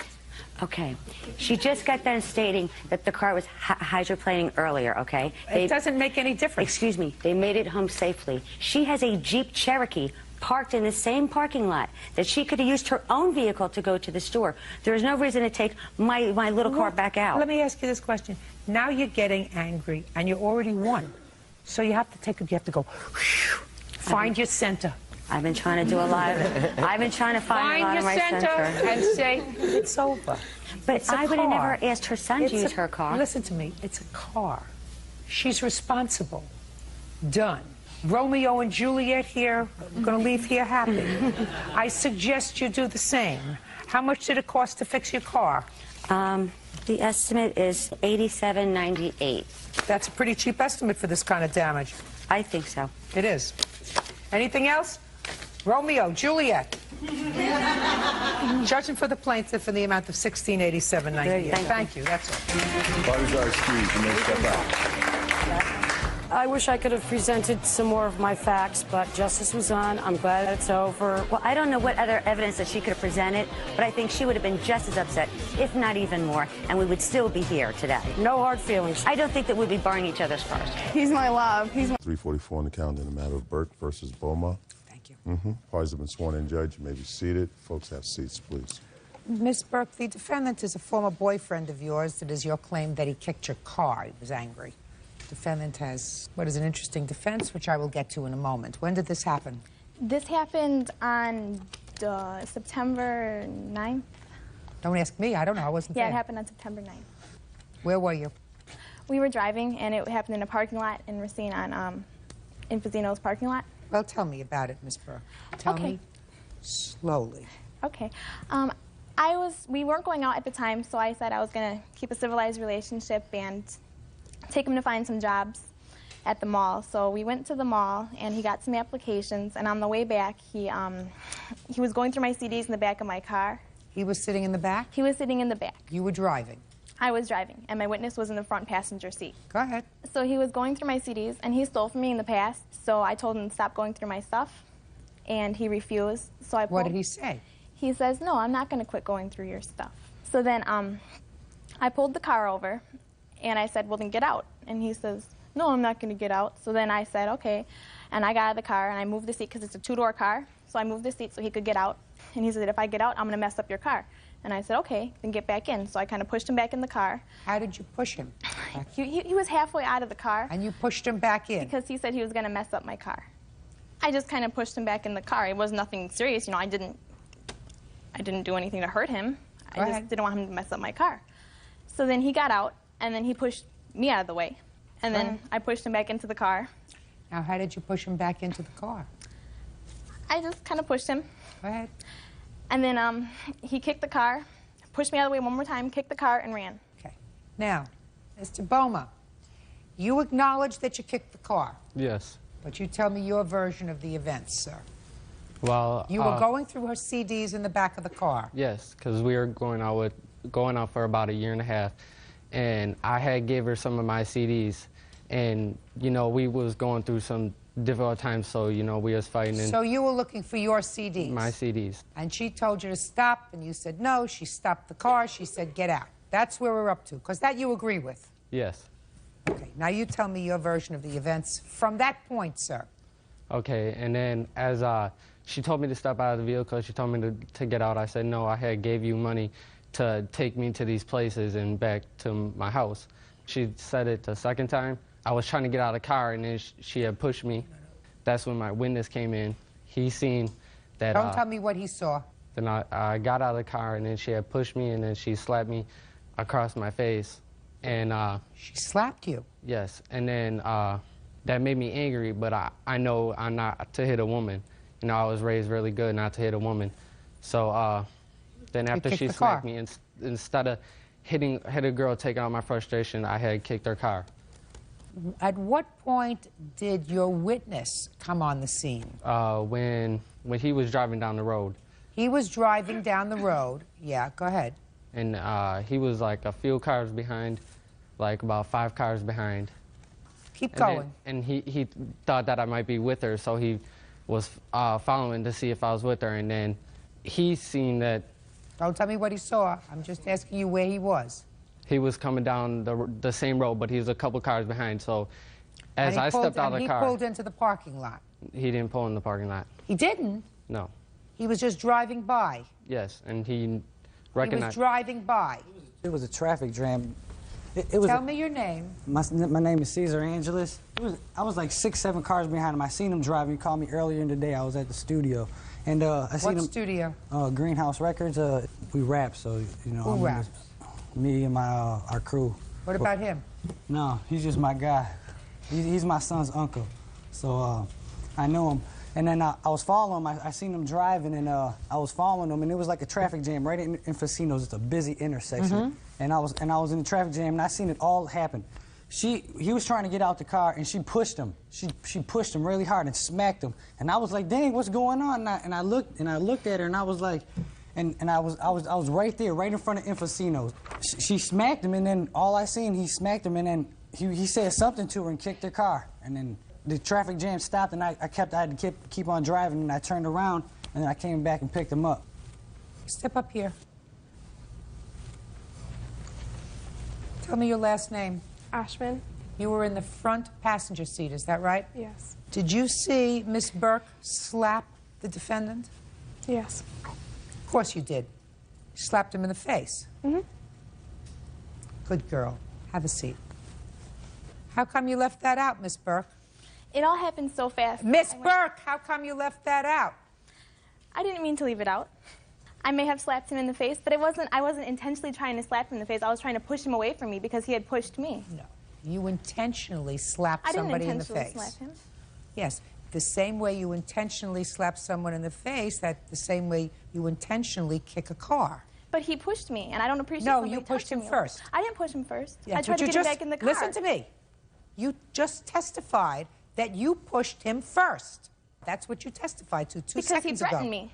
No, he didn't. He said he was going to mess up my car if he got out. That's not threatening you. That's threatening your car. Okay, he threatened my car.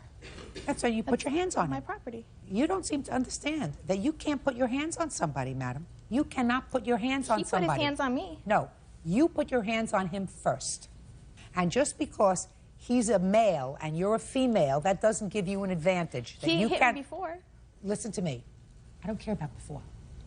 I care about that day and what you say to me here today. Okay. And if what you're telling me is what it seems you're telling me is you're allowed to put your hands on him, but he's not allowed to put his hands on you. No. Well. If somebody hit somebody, somebody should hit him back. And if somebody pushed me, he has no right to push me in a way I felt uncomfortable. You pushed him first. I just kind of pushed him back in the car. I didn't want him to get out, and and you pushed him first. But he did agree to pay me. I have it on tape. You pushed him first. I'm trying to get you to talk about the truth. Okay. And to have some understanding that you can't put your hands on somebody. I understand that, Your Honor. Because if you put your hands on somebody and they react badly, pay attention. You're thinking instead of listening. You are not receiving. I want you to try to receive. I understand that. You can't. You understand what? I understand that I have to receive what you're telling me. And what am I telling you? That I have no right to touch anybody. Because what happens if you put your hands on somebody? They react. And what can happen if they react? They can kick my car. Or hurt you. Or hurt me. And he chose to kick your car rather than to slap you back. He shook me. Miss Burke, I think you're a fibber. Darling. Judge Judy continues in a moment. Her boyfriend tried to pound it out with a hammer. No. Did anybody touch this car? It looks like somebody touched this car. I tried to push out the dent. And she's not certified mechanic. That she's worsening the damage. That was stupid. And later today, I care very much about my cat. I don't care about you. You told her in June you were going to be coming for the cat, but you didn't go there until July. Yes, That's 6 months. I went there several times. That's a lie, Your Honor. real cases, real people. Judge Judy. Breanne Burke says ex-boyfriend Daniel Boma kicked her car. Daniel admits to it, but says it was retaliation for getting slapped in the face. I think you're a fibber, and I think you're trying to contort this story to make it most favorable to you. Fortunately, you bring your own witness who tends to corroborate what he says. I believe he saw what he saw. But this young man who, at first I said, oh, that's convenient, somebody just driving by and witnessing the whole thing. I believe him. And you don't seem to get it. You bear a responsibility. You put your hands on somebody. You're not permitted to do that. And if they react badly, you still bear a certain responsibility. Right. Instead of slapping you in the face, he kicked your car. Mm-hmm. Which would you prefer? He could have slapped me in the face. You prefer that he hit you instead of your car? Yeah, that's going to cost so much money. And he has agreed to pay it, though. Even though he did kick it, He agreed to pay it? Then what are you doing here? I have it all on tape that he agreed to pay it, but he's not paying. Pay careful attention. Oh, you mean he's not paying? He said he was going to pay for it. He said he was, but he's not. How much is the cost of the dent? $900. I have the estimates right here. Would you like to see? How old is your car? It's a 95 Neon. Let me see it, please. Okay. I have pictures in the... I would like to see the dent that he put in your car. Thank you. You mean right in the back? Yep. Okay. Well, that looks like 2 dents. It was a big dent. Ma'am, can I say something? Sure. What happened was, when he kicked the car, there was initially 1 dent from his foot. Her boyfriend tried to pound it out with a hammer. No. Did anybody touch this car? It looks like somebody touched this car. I tried to push out the dent. And she's not certified mechanic. That she's worsening the damage. That was stupid. I didn't want to drive around with a big dent in my car. It was so ugly. And he doesn't have a job. He doesn't have any money. I don't see how he would have paid for it. That's why I'm taking him to court, because it needs to be fixed. He's not going to fix this for $900. Well, two things. A, you are partially responsible for it. And B, because clearly there were ripples in it. And the ripples in it are from you trying to get it out. So if you made it worse, he's not, you're not losing, right? He's not going to pay for that. He's not going to pay for that. You've got to learn to do 2 things. You've got to learn to keep your temper, and you have to learn what your responsibility is. He had no right to kick your car. He acted out of temper because you hit him. Okay. You hit him. Now, I don't know how much it would cost to get out the 1 kick that he did put in, because right now I can't tell what he did to the car and what you did to the car. This is after you try to fix it, right? Right. Okay. Do you want to hear the recordings that he left me? Yeah. Okay. I just told you. Hear the recordings. He said, I'll fix the car, right? He said, I'll fix the car. You tried to fix the car and made it worse. After he saw that, he told me that he was going to fix it. And he even tried to push it out. He's like, I'll push it out. We went over to his house. He said he was going to give me $100. And he even tried to push it out. He's like, let me try to push it out. I can help. I can fix it. Was that before or after you did? After. Okay.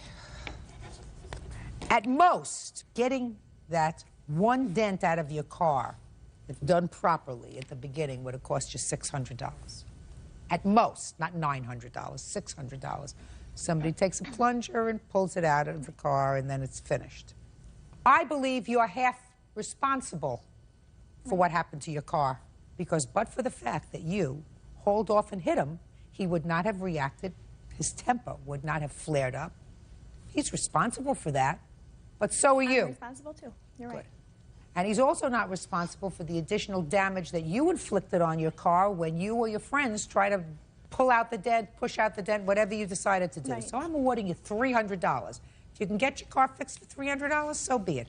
Otherwise, looking at this little dent in the back, which does not prevent it from being driven, will be a constant reminder. You keep your hands to yourself. Okay. Because just because you're a woman does not mean you can get away with putting your hands on somebody, because you put your hands on somebody, they're gonna hit you back. And he should keep his hands off me too, because I am a woman and he's a man.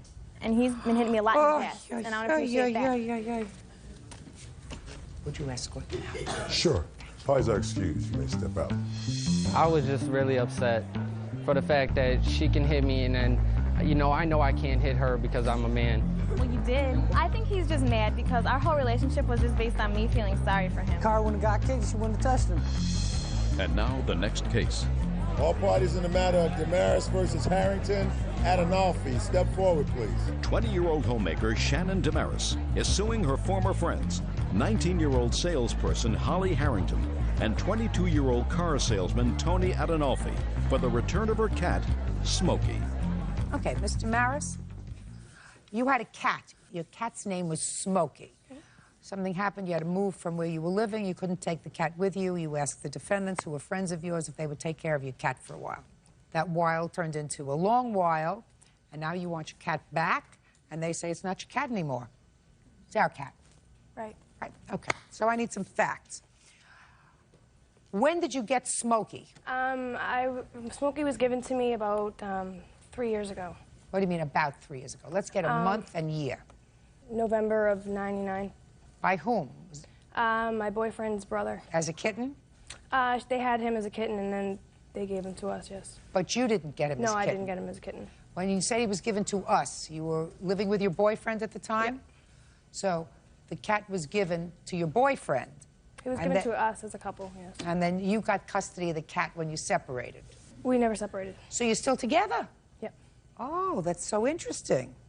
When did you give the cat to the defendants? I had given the cat in her custody in the middle, probably around the 15th of February. And when did you ask for the cat back? I asked for the cat back in June. That's a lie. Let's say you asked for the cat back 5 months later. Where were you for 5 months? I had asked for the cat in June because on my birthday, which was July 21st, is when I attempted to actually get the cat. But That's July. Yeah, so I that's had 6 months attempted later. in June to get the cat. I said I'm going to be taking the cat, and she just kind of put her head down and walked away. Fine. So then you didn't do anything in June. So the first time you tried to get the cat back was in July, which was 6 months later. Where had you been for 6 months? I had been living with my parents. My landlord at the time, I had to move in with my parents, and the landlord didn't allow it because we had 3 pets already. And when my dog died, that kind of gave me an opportunity to bring another animal in, and my landlord allowed that at that time. Where was the boyfriend? He's incarcerated. When did he become incarcerated? On January 24th of 2002. Is that why you lost your apartment? Yep. Okay. How many animals do you have now? We have 2 cats. Did you have those 2 cats before? Those are my parents' cats. Well, where are you living now? I'm living with my parents. And these 2 cats that are your parents' cats, have they ever lived with Smokey? No. They have not? No. Why would you want to take this cat back now? Because now we're talking about almost a year later. The reason it's a year is because they dragged it out, basically. I attempted to get. I told them in June that Listen to me. July is when you first. That's 6 months. We're not talking about bringing home a sweater or 4 new tires. According to the defendants, it was supposed to be a short-term arrangement for a month, and you were also supposed to give them some money to take care of the cat, which you never did. Is that right? That's correct. No money, no vet bills, no food, no anything else. But more importantly, you're treating this as if it was an inanimate object. I care very much about my cat. I don't care about you. I don't care about you. You have a cat. You disappear for 6 months. You're out of the picture for 6 months. That animal has bonded with a new family. And now you say a year later, I want my cat back. I attempted to get my cat back, and they dragged 6 months later. No, about 4 months later. No. There was no agreement of how long. The thing is, I couldn't take care of the cat at the time, and me and my friend came together, and she said, "I will help you out." Who are you? Can I say something? Who are you? I'm her witness. To what? To what happened about the agreement and everything. She wasn't even there, Your Honor. She wasn't there. She was there. No, she was not. Come on. When were you there? Your Honor, technically I wasn't there for the agreement, but... Sit down. Then I'm not interested in technically. If technically you weren't there, this is a court. This is technical. You're suing for $500. You're not getting the cat back. How much is the value of the cat to you? He's part of me is what he's the value of it. Part of you. When something is part of you, like a child, then you don't give it up for 6 months. I didn't give it up for 6 months. I attempted to get my cat, and they dragged it out. And I offered them money. You're not following, madam. What you did was tell me the cat came into their possession in February. You told her in June you were going to be coming for the cat, but you didn't go there until July. Yes, That's 6 months. I went there several times, and I visited with the cat and everything. Just a and second. she never mentioned Just wait a ever. second. Did you go to visit the cat every day? Not every day, about Did twice a week.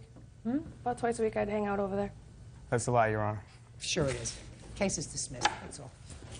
Parties are excused. You may step out. He was my cat, and I did attempt to get him back several times. When we first got him, he was very neglected, not taken care of. They are the one that has dragged it out this long, not me. She definitely neglected the animal. She's got previous histories of neglecting her animals. I hear she can't even take care of her own child, never mind her animals. Don't trust your friends.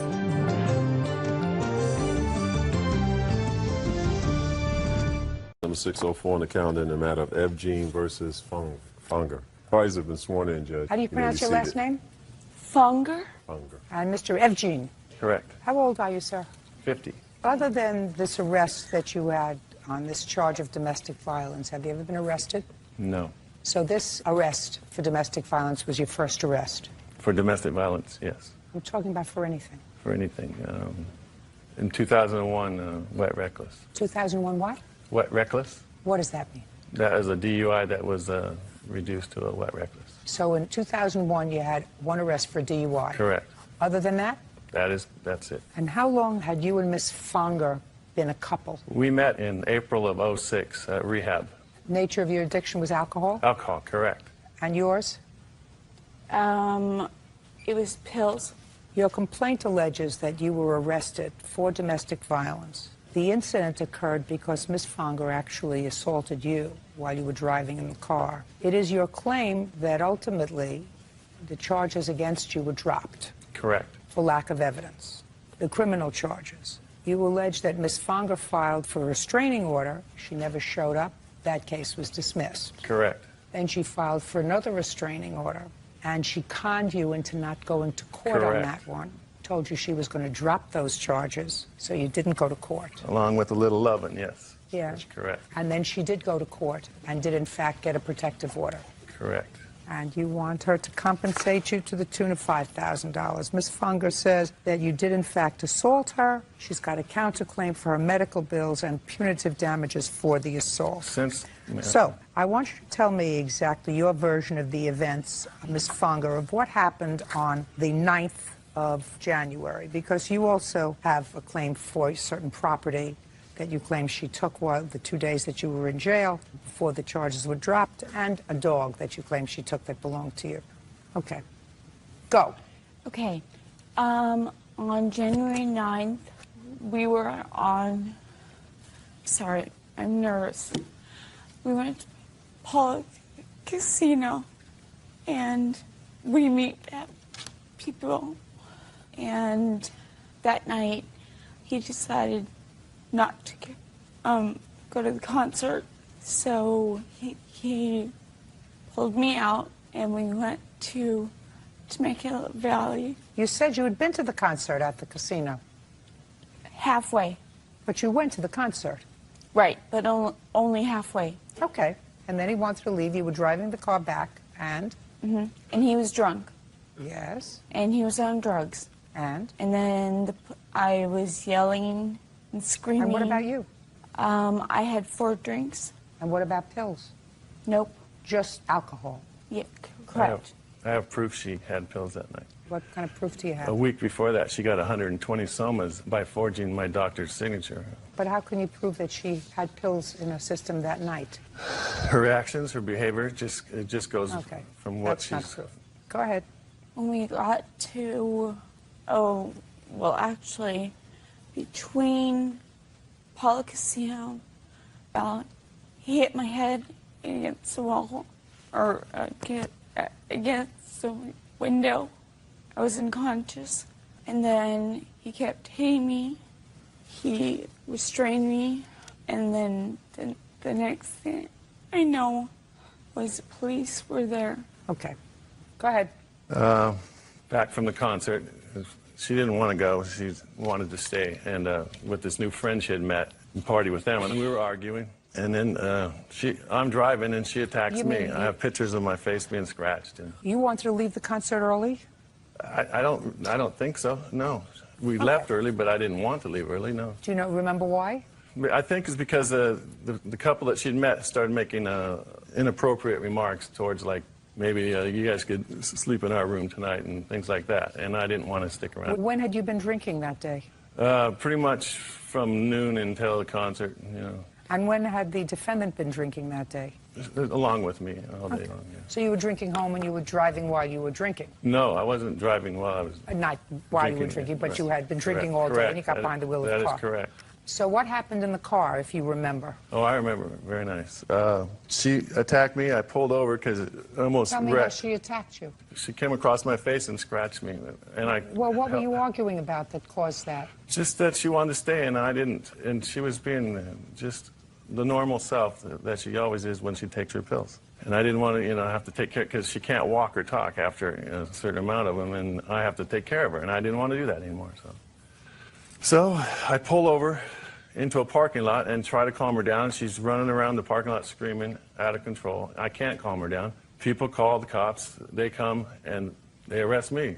And then they get Do you have a police report? She did. I'd like I to never see the got police one. report. I never did get a police report. I'd like to see the police report, and I would also like to see the pictures. Here's the proof of the pills, too. She just got 120 more of them 2 weeks ago. That's probably why she can't stand up. No. You on pills now, Ms. Funger? No, I haven't been. You willing to take a drug test? I'm willing to. Hair follicle test? Sure. We'll arrange for that. Mr. Evgene has been taking drugs. I'm just asking you, are you prepared to take a hair follicle test? Yes. Today? Yes. And you will either be exonerated or humiliated. Don't waste my time. Don't waste his time.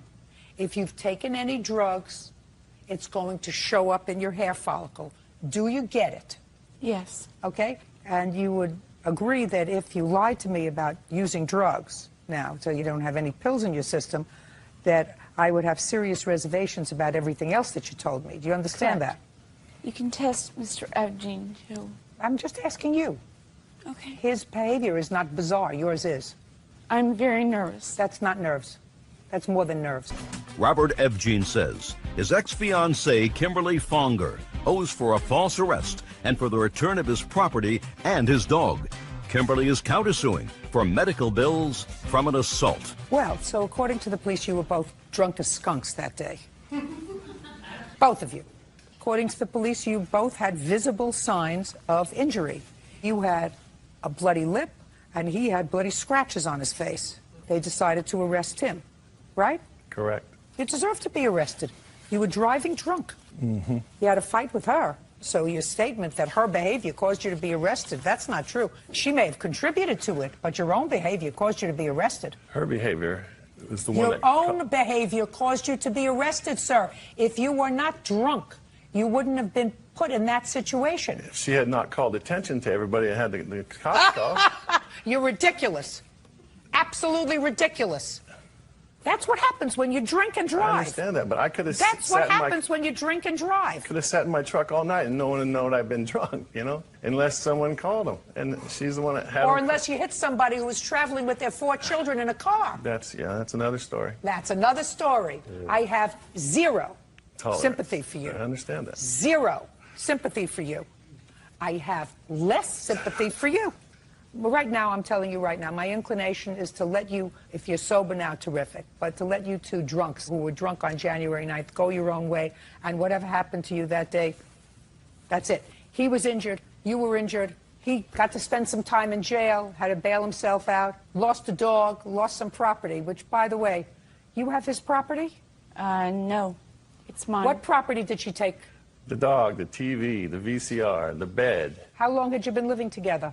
3 years. I'm not bothering with it. That's your problem. The dog, though, is like a kid. You can't take a kid from you. It's like taking a kid from you. How do you do that? You've been living together for 3 years. Is that right? I paid for everything. It's my dog. How long have you had the dog? 2.5 years. Good. Can I see the medical records, please? Yes. As well, this is the AKC, and it's This is wrong. the medical records? Yes. That's what she has. Thank And you. Your Honor, I have a tape that says the dog's mine. I don't care what you have. I just told him he's not getting the dog back. This is not the hospital record, madam. This is not a medical record. This tells you what to do in case you have serious vomiting or worsening or a headache or whatever. I'm not interested in that. That's from the hospital. Well, it's not enough for me. Will you pass this back to her, please? He had a swollen lip. He had a scratched face. Sounds to me as if you two people who were intoxicated in a car got exactly what you both deserved. Goodbye. Always excuse. You may step out. It was just waiting to happen. It was one of those relationships that, you meet in rehab, they tell you not to date, and they're right. You don't do it. Don't meet a man in rehab. And now the next case. All parties in the matter of Frith versus Austin. Step forward. 19-year-old Kimberly Frith is suing her mother, Ruth Austin, for spending a settlement check for an injury she received as a young girl. Miss Frith, this is your mom. Yes, ma'am. Your complaint alleges that when you were a youngster, 6? Yes, ma'am. You were bitten by a dog. Yes, ma'am. And there was a lawsuit filed, and there was a settlement. Mm-hmm. Your parents got the settlement, your mother and your father now. Mm-hmm. And when you turned 18, your father gave you half of We settled. the settlement. Yes, ma'am. And you want the other half from your mother. Yes, ma'am. And your mother says that that money was just used to live. Yes, exactly. Do you have the paperwork on the settlement? Yes, ma'am. I'd like to take a look at it.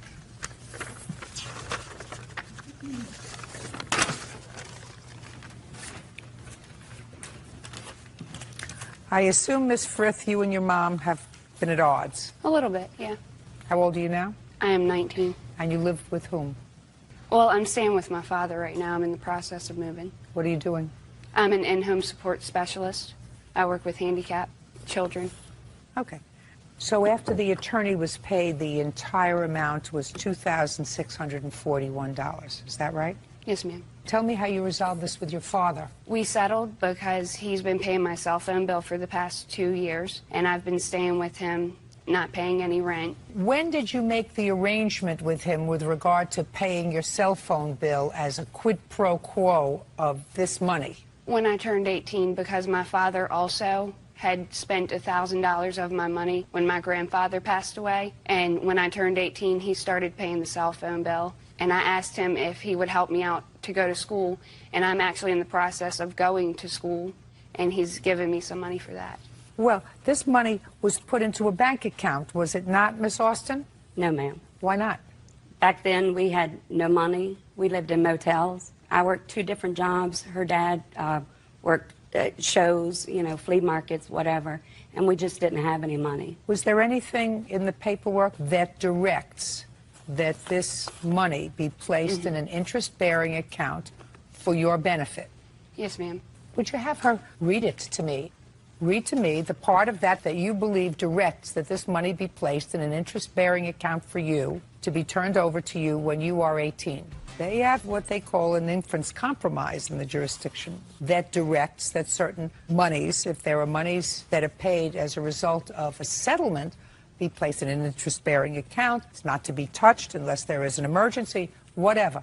I don't see that in your paperwork, but if you believe that it's there, I'm asking you to read it to me, Miss Frith. Ma'am. Just read it to me. The undersigned understand that the parties hereby release admit no liability of any sort by reason of said accident, and that said payment and compromise is made to terminate further controversy respecting all claims for damages that said minor or undersigned have heretofore asserted or might personally. Correct. That's a general release. That means that your parents, on behalf of themselves and you, release the person who owned the dog from any further lawsuits. Yes, ma'am. That's all that says. Yes, ma'am. Doesn't say that your parents are obligated to put the money in an interest-bearing account and turn it over to you when you're 18. If you had bills, if you had anything that was related to the dog bite, that money could be used for that, if they wished. I'm looking for a legal hook for you, and I don't see it. Ma'am, what I was told is that if you can't tell me what you were told. What you were told is hearsay. If the money was not spent on me, then it shouldn't have been spent. Is that what you think? That's what I've seek legal counsel, and that's what. That's hearsay, and I can't help you with that. She wasn't. They weren't living in a motel at the time. I don't care whether they were or not. It would have been put in an interest-bearing account if they actually taken it to court, but they just released the check believing that my parents would do what they were supposed to do. Well, they didn't. They didn't, and I'm upset. I can see that you're upset. I can see that you're upset. What I'm telling you is you don't have a legal basis to be upset. You have a moral basis to be upset, but you don't have a legal basis to be upset. Your parents signed off on it, probably selfishly and stupidly, both of them. Yes, ma'am. Because this was fast money, and they didn't have to wait for the matter to go to trial, where they might have gotten some more money, but then the court would have been involved in setting up what they call a structured settlement for a minor. And the structured settlement for the minor would have said this money has to go into a certain kind of account and can only be touched in case of absolute necessity. Parents make mistakes all the time, and they act selfishly all the time, and that's what your mother and your father did. But that doesn't mean that you have a legal claim against your mother for half the money. Well, that's what I believe the parents' release and indemnity agreement was. No. Parents' release just says that they release the owner of the dog from any further liability in consideration of the $4,000 less attorney's fees. Well, I'm the one that's left with the scars. They're not. You're absolutely right. I said to you, you have a reason to be morally distressed, but not legally distressed. So, I understand your position, and I understand your consternation. What I don't understand is, I don't consider it a big deal that your father has paid your phone bill. And I don't think it's a big deal that your father has let his daughter live in his house when she's 17 and 18 years old, rent-free. That's not a big deal. If I could have gotten away with that with my children, I would be dancing a big old dance right now. What I'm telling you is, and if your father is going to help you pay for school, that's what your father is supposed to do. And that's what my mother's That's also what your supposed father to do. is supposed to do. My mother's and if your mother also is able, supposed to just do a that. second, and if your mother is able to, and she's not doing it, then she's not a good mother. That's not what we have courts for. What I'm telling you is your father is supposed to do whatever he's been doing for you. And I have been helping, ma'am. Well, I don't know how You've you've been been helping, helping. putting me in debt. Just a second. Clearly, your daughter is angry with you for She's very something. angry. Yes, ma'am. For She's very something, angry. which I'm not getting into now Right. because, quite frankly, I don't care why she's angry with you. Right. Sometimes teenage girls get angry with their mother, and they don't get happy with their mother until they're 30. And they stay happy with their father just because. That's what happens. Right. Is that what happens? Yeah, sometimes. That's what happens. In Yeah. any event, your father doesn't deserve any kudos for doing what he's supposed to do. He's doing what he's supposed to do. He's supporting his child. How long have your parents been divorced? 9 years. And who did you live with initially? Well, we stayed with our mom, but I just For how ventured long? out with friends. For how long did you stay with your mother? I was 11 when I was about a year. And after the year? I moved in with some friends. When you were how old? 12, 13, ma'am. Yeah, that's No. You may have spent a lot of time with your friends, but No. I don't believe that when you were 11 or 12 years old, you moved in with She friends. lived with me. No. Yes. Okay. No, all right, Miss Frith, I'm sorry, but you don't have a claim against your mother. Case is dismissed. That's all. Probably don't excuse when they step out. My mother, she thinks she's the best mother in the world, but it's sad. It's sad when your child sues you. I guess we just don't get along and we'll never agree. Hopefully she'll grow older and wiser. I don't hope anything about the relationship. Like Judge Judy says, you know. In the matter of Benson versus Naylor. Parties have been sworn in, Judge. You may be seated. Mrs. Benson, this is your son, Mr. and Mrs. Naylor, your son, and it is your claim, Miss Benson, that the defendant's son defrauded your son out of a couple of $100. That's correct. By some sort of scam with your son's ATM card. Mr. and Mrs. Naylor say that this was not a scam by their son, but sort of a thing that both boys did because they wanted some money, and your son is just not prepared to fess up that he was complicit in this little scam. So he's blamed their son. Okay. So why don't the parents sit down for a second, because they weren't there, they don't know what happened. The only two people that know what happened are these two people who were standing in front of me. Your first name is what? Tomas. And yours? Daniel. Daniel, how long have you and Tomas been friends? For a couple of years now. So why don't you tell me, Tomas, your version of what happened and when it happened? All right. This situation all started on January 23rd of this year when I had lent Mr. Tingen $40 from my own bank account. Where were you when he asked you for the money? I was at home. And where was the money? It was in my bank account. And where was he? At his house, I presume, yeah. Well, how did he contact you, sir? Yeah, he called me. He had called me from his house. And said what? and said he needed 20 bucks. The first time. There's 2 transactions here. One earlier in the evening and then one later. And Look at me, sir. I'm trying to collect myself. I'm very nervous. He called you once and said, I need 20 bucks, not 40. It's 40. He asked me for 40 altogether. The first time he said he needed money for... Mr. Benson, you're tripping all over yourself, sir. Look at me. You're tripping all over yourself, Tomas. I'm very sorry. I'm very nervous. Get unnervous, Mr. Benson. It's very hard. Sorry. He called you in your house on Yes. January 23rd and said, I need... $20 first. Okay. And you said... Okay.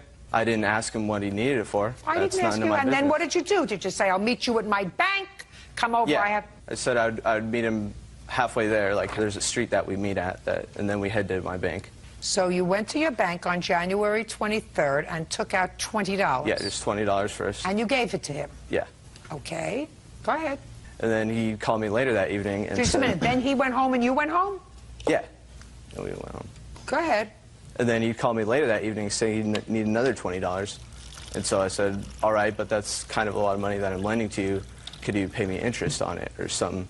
And he agreed $10 interest, which would make it $50. And that was our agreement. And the way he was going to pay me back was getting a check from his grandma with an amount of $250 later that week. He was supposed to be getting this check. So then we agreed that I would cash this check through my bank. Then afterwards, I waited till for... Look at me. Don't look there. I'm sorry. So then I was going to wait for a call from him. And then I finally got the call. And he said that he finally got his check from his grandma. And we'd met up. And we headed to my bank. And I looked at the check. And it was in the amount of $250. I signed my name to pay to the order of Tomas Benson. I have all this information right here. I have all this evidence. I didn't ask you for anything. I asked you to tell me the story. All right, we headed to my bank. I had looked at the check, seen that it was in the right amount. You told me about that already. Yeah, and then I put it in the envelope, put it on the ledge, grabbed my wallet to get my bank card out to the bank, put it in the machine, typed in the amount, $250 deposit, and sometime between that time, I believe that he had switched the envelope. He had took an envelope with the check in it, and he... Don't tell me what you believe, sir. I'm not interested what you believe. All right. I'm not interested what you believe. But, yeah, I put it on the ledge. I typed in that I would deposit it. You told me that already. Yeah, I know. I'm telling you. Don't tell me again. I have a very good memory. Then I put the envelope into the bank, and then I withdrew $200 from my own account, and I gave it to him then, because I thought the $50 was supposed to be mine, and then I'd give him $200 out of my own bank to make it even. And then afterwards, we just parted ways. Subsequently, you advised that they had no envelope, they had no check, they had no nothing, and your bank account became overdrawn. Is that right? No, I had money in my account. Okay, but you were advised then that the account never was credited with $250 in that check. Is that right? Yeah. Okay, good. So you thought that was a big scam. Mr. Benson, after you gave him the $200 in cash, where did you go? Back to my house. Where did he go? I'm not very sure. Okay, go. Let's start with January 23rd with the two $20 bills. That's not true. He never loaned me $20 two times. That's not true at all. I have statements here. You don't have a bank statement showing that you lent him $20 twice? You have a bank but I statement have that they withdrew $20? 2 withdrawals for the amount of $20. So what? He says you never lent him any money. Well, That's I can what he show you says. my bank statements here. They show there's 2 transactions on that day. I believe that there were 2 transactions on that day, sir. Could I But you show have no proof. I believe that there were 2 transactions on January 23rd. There is absolutely nothing to suggest that those 2 transactions had anything to do with him, other than your testimony. Is that right? Is that right? I guess, yes. Good. Go ahead. Okay, on January 27th, when he did pull up the $200, we both split the $200 with that. I was supposed to, in interest, I was supposed to give him $50 later for it. Just a second. You're getting ahead of yourself, Daniel. On the 27th, what happened? Okay, me and Thomas met up. We had an idea. We were going to go deposit a slip with no check in it. We both knew what we were doing. Just a second. On the 27th, you were going to deposit a slip. Yes. Just a deposit slip. Yes. Whose idea was this? It was both of ours. So you were going to put in just a deposit slip with no check. Yes. Draw out $200, but you would owe him $150. $50 of that was interest. Yes, which I would have to pay later. What made you and the defendant get together with this little scheme? Because we wanted money to go out and party that night. What night? That night that we did it. I'm not quite sure what day it was, February 2nd, I guess. Did you go out afterwards? Yes. The two of you? Yes. Where did you go? Just to people's houses and stuff. Well, what'd you need money for? To buy stuff. Drugs? Go out and party. No, not drugs. What? Alcohol. Did you go to mutual friends' houses? Look at me. Did you go to mutual friends' houses? Yes and no. What do you mean yes and no? Well, I didn't know some of the people. We went over to somebody else's house I didn't know. We went over to one of my buddies' house that we both knew. What's his name? Josh. Your Honor, I was barred from the premises of Cherry Park Apartments. Why were you barred from there? Because of an incident with my brother. No. He got kicked out because they found out that he was dealing. Dealing what? Drugs. No, I had actually been barred because I had a fight with my older brother who also lived in the apartments. Tomas, if something doesn't make sense, it's usually not true. What is it that doesn't make sense? Your slick story. Judge Judy continues in a moment. I shouldn't be blamed for everything. We did it. Real cases, real people. Judge Judy. 17-year-old Tomas Plancarte Benson says former friend Daniel Tinjum cheated him out of $200. Daniel claims he and Tomas were partners in a bank scam. Now, Daniel, at first when this scam was discovered, what did you tell your parents? I didn't tell them anything about it at first. I just thought that the less they knew, the better, I guess, at the time. I know I did something wrong. I didn't really want to fess up to it at the time, but now I think it's the right time. I shouldn't be blamed for everything. We did it 50-50. I'm admitting that we both did it and it was wrong, but I don't want to be the only one to blame. Okay. And another thing here. Is that a police report? Oh, yes, it is. Can I see it, please? And here's the case suit, which here, I'll show you both of them.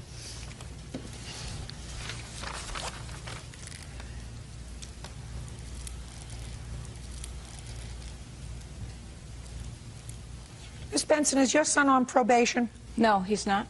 Had he been? No. You hesitated there for a moment. He is going to LifeWorks program that he's going because he had a drug and alcohol problem. When did he start it? You can stand up now.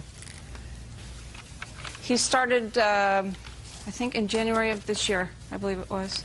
Miss Benson, when did you find out about this money?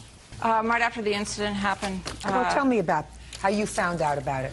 I had found out because Thomas had gotten a letter and a check in the envelope. And so he had come to me and told me he was very furious. And then he had made contact with the bank to find out what happened. He wanted an investigation. So the first you found out about it was when your son came to you. Yes. And showed you what? Showed me the letter he'd gotten from the bank. Which is right here. Yeah, I believe that there was nothing in the envelope. Okay. And I would have no reason to put a fake deposit slip in there because I had money in the bank already. If I really wanted to party, I could just pull money out of my bank and it'd be no problem. Who handles this account for him? He does. I know. How old was he when you let him start to take care of this money? He started working when he was about 15, and he's really good with his money, very tight-fisted, and that's what I don't understand. Well, he's not so tight-fisted if he was using some of his money for illegal things. That is true. Yeah, that's However, I mean, when this incident happened, there would be no reason for him to put a fake deposit slip in there. If he already had money in there, all he had to do was just go out and pull it out. That's true. And they cut. That's the only thing that I find troubling. Stand up. The only thing that I find troubling, quite frankly, is if this was his mother's bank account or one that was a joint bank account, and they had, in fact, defrauded his mother of the money, right, I could understand he would stick to his story. But this was his money. If he was going to take money out of that account to split to go partying, he can do that. Yeah, we're not denying the whole story. I'm saying the whole thing sounds fishy to me.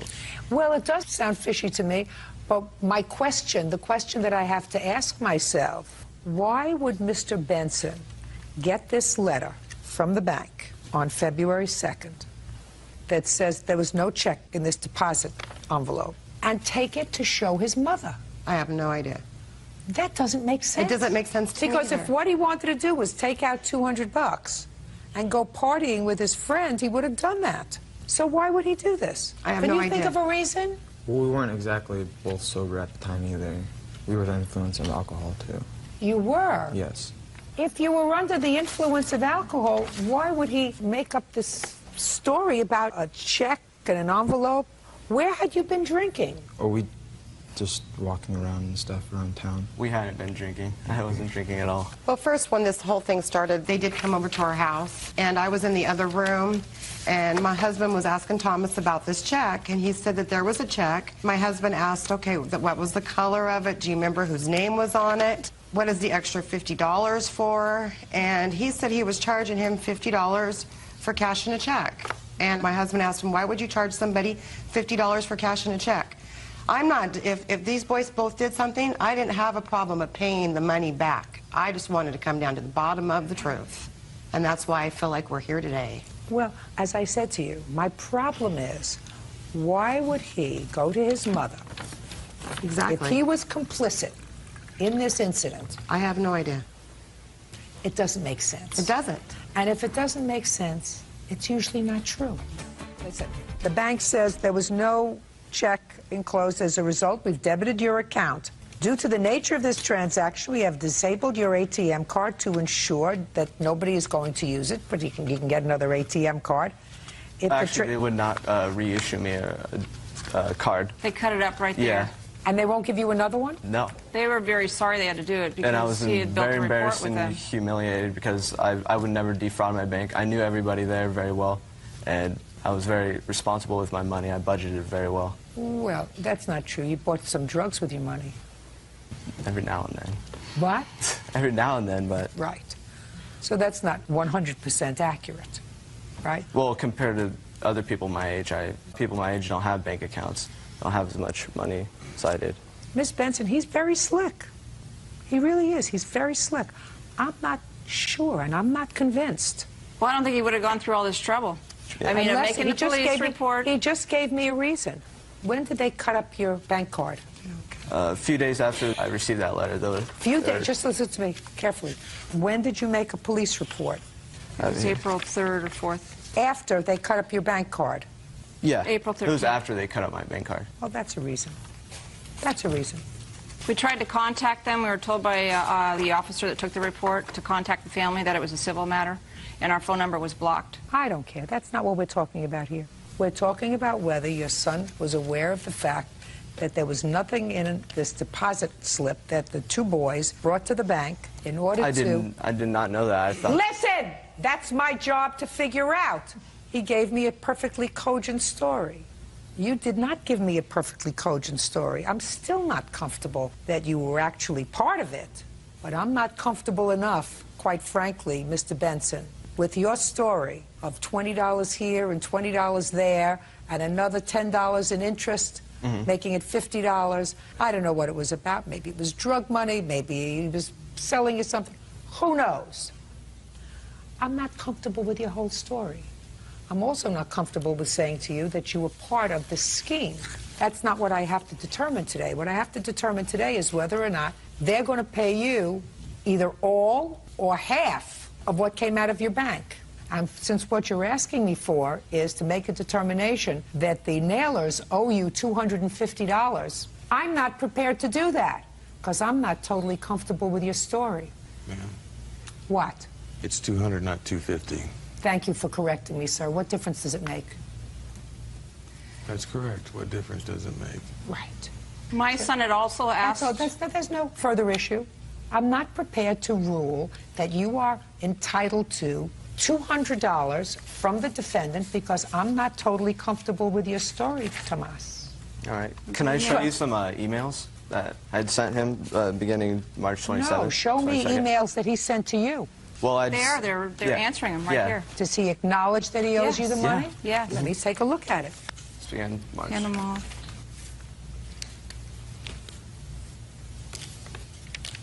This was on the... Shh.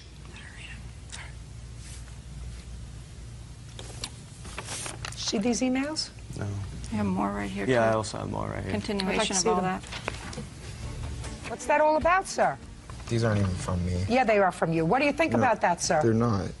Seriously, they're not from me. Who's Rob's dad? Robert was his next-door neighbor. And what kind of work does he do for Rob's dad? Who? I'm sorry, Your who? son. He does, they can do yard work for him. And has he done that in the past? Yes. Yes. That's what it says there.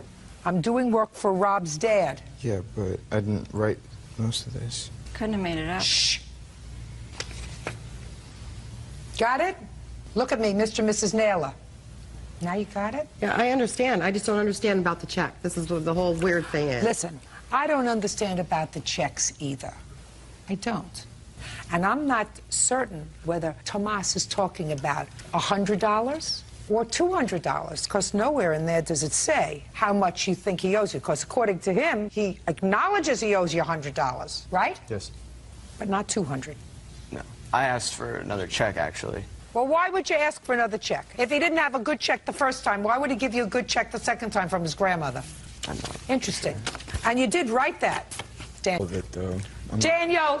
Danny, just tell the truth. If you did Not all of it, though. I'm telling him, but yeah. So you acknowledged you owed him some money. Yes. Yes. And you acknowledged that you had a job and that you were going to get him some money. Yes. The question is 100 or 200. Is that it? It's 100. Judgment for the plaintiff in the amount of $100. That's all. Parties are excused. You may step out. It's not fair how somebody could just blame it all on one person and not think that they should take actions for what they've done. He was a friend of mine, and he thought you can get money out of me. Well, I'm just glad to get it out in the open, and I just want to know the truth. That's all that we're here for. It's just the truth. I don't. Yeah, this is case number 103 on the calendar in the matter of Veers Cooper versus Veers. Parties have been sworn in. Judge, you may be seated. Sir, have a seat, please. Tell me your first name. Angela? Angela. Person that you're standing next to is your guardian. Yes. Is that right? Yes. She is also a relative of yours. Is that right? Yes. How is she related to you? She's my aunt. And the defendant is your adoptive mother. Yes. And she's also related to you in some way, biologically. Tell me about that. She's my aunt. She's another aunt. Yes. And I gather from reading the complaint that you've lived with a lot of different people. Is that right? Yes. And you went to live with and was subsequently adopted by the defendant, your aunt, when you were how old? 14. How old are you now? 16. And how long did you live with her in total? Approximately about a year. Maybe a little less. And it didn't work out? No. And ultimately you came back to live with your other aunt, who is now your guardian? Yes. With your permission? Yes. This case is about a settlement that you had. When you were a little girl, you were bitten by a dog, and there was a lawsuit and a settlement. How much was that settlement? Settlement was $9,000. And there were a couple of withdrawals from that settlement for some small items. Is that right? Correct. Way back when you were younger. What were those items? One, I believe, was going to the dentist or the orthodontist, checking out what damages there was done after things had healed. And then the second time was to pay a back medical bill from when the dog bite happened. And this lawsuit is about the remainder of that money, which was how much when you adopted her? It was $9,000 when we went into the bank, got the savings, and put it into our name. And in the year that she lived with you... Actually, she lived with me a little bit longer. How much longer? We got her when she was 13, and Okay. she stayed with us until she was 15. And I went through a divorce, and I was starting to do a little bit of partying and wrong lifestyle for her. So that's when my sister came forward, and so I can get back on my feet again. Ultimately, you took all of her money and spent it. But I used it on her. For what? For clothes. When my ex and I adopted her, we weren't financially stable ourselves. Then you shouldn't have adopted her. Well, I did not want her to go into a foster home or anybody else. We wanted to keep her into our family. Then you didn't have to adopt her. You could have taken her. You could have become her legal guardian. I didn't even think about that. Well, I don't care what you thought about, but when you adopt a child, you assume financial responsibility for the child. You can't take her money. What makes you think you can take her money? But I understand that. I've been making payments for her dentist because I am reliable. So I've been making $90 monthly payments for her. You took $9,000 of her money. How much was her dentist? For her braces and stuff was $4,000. Okay.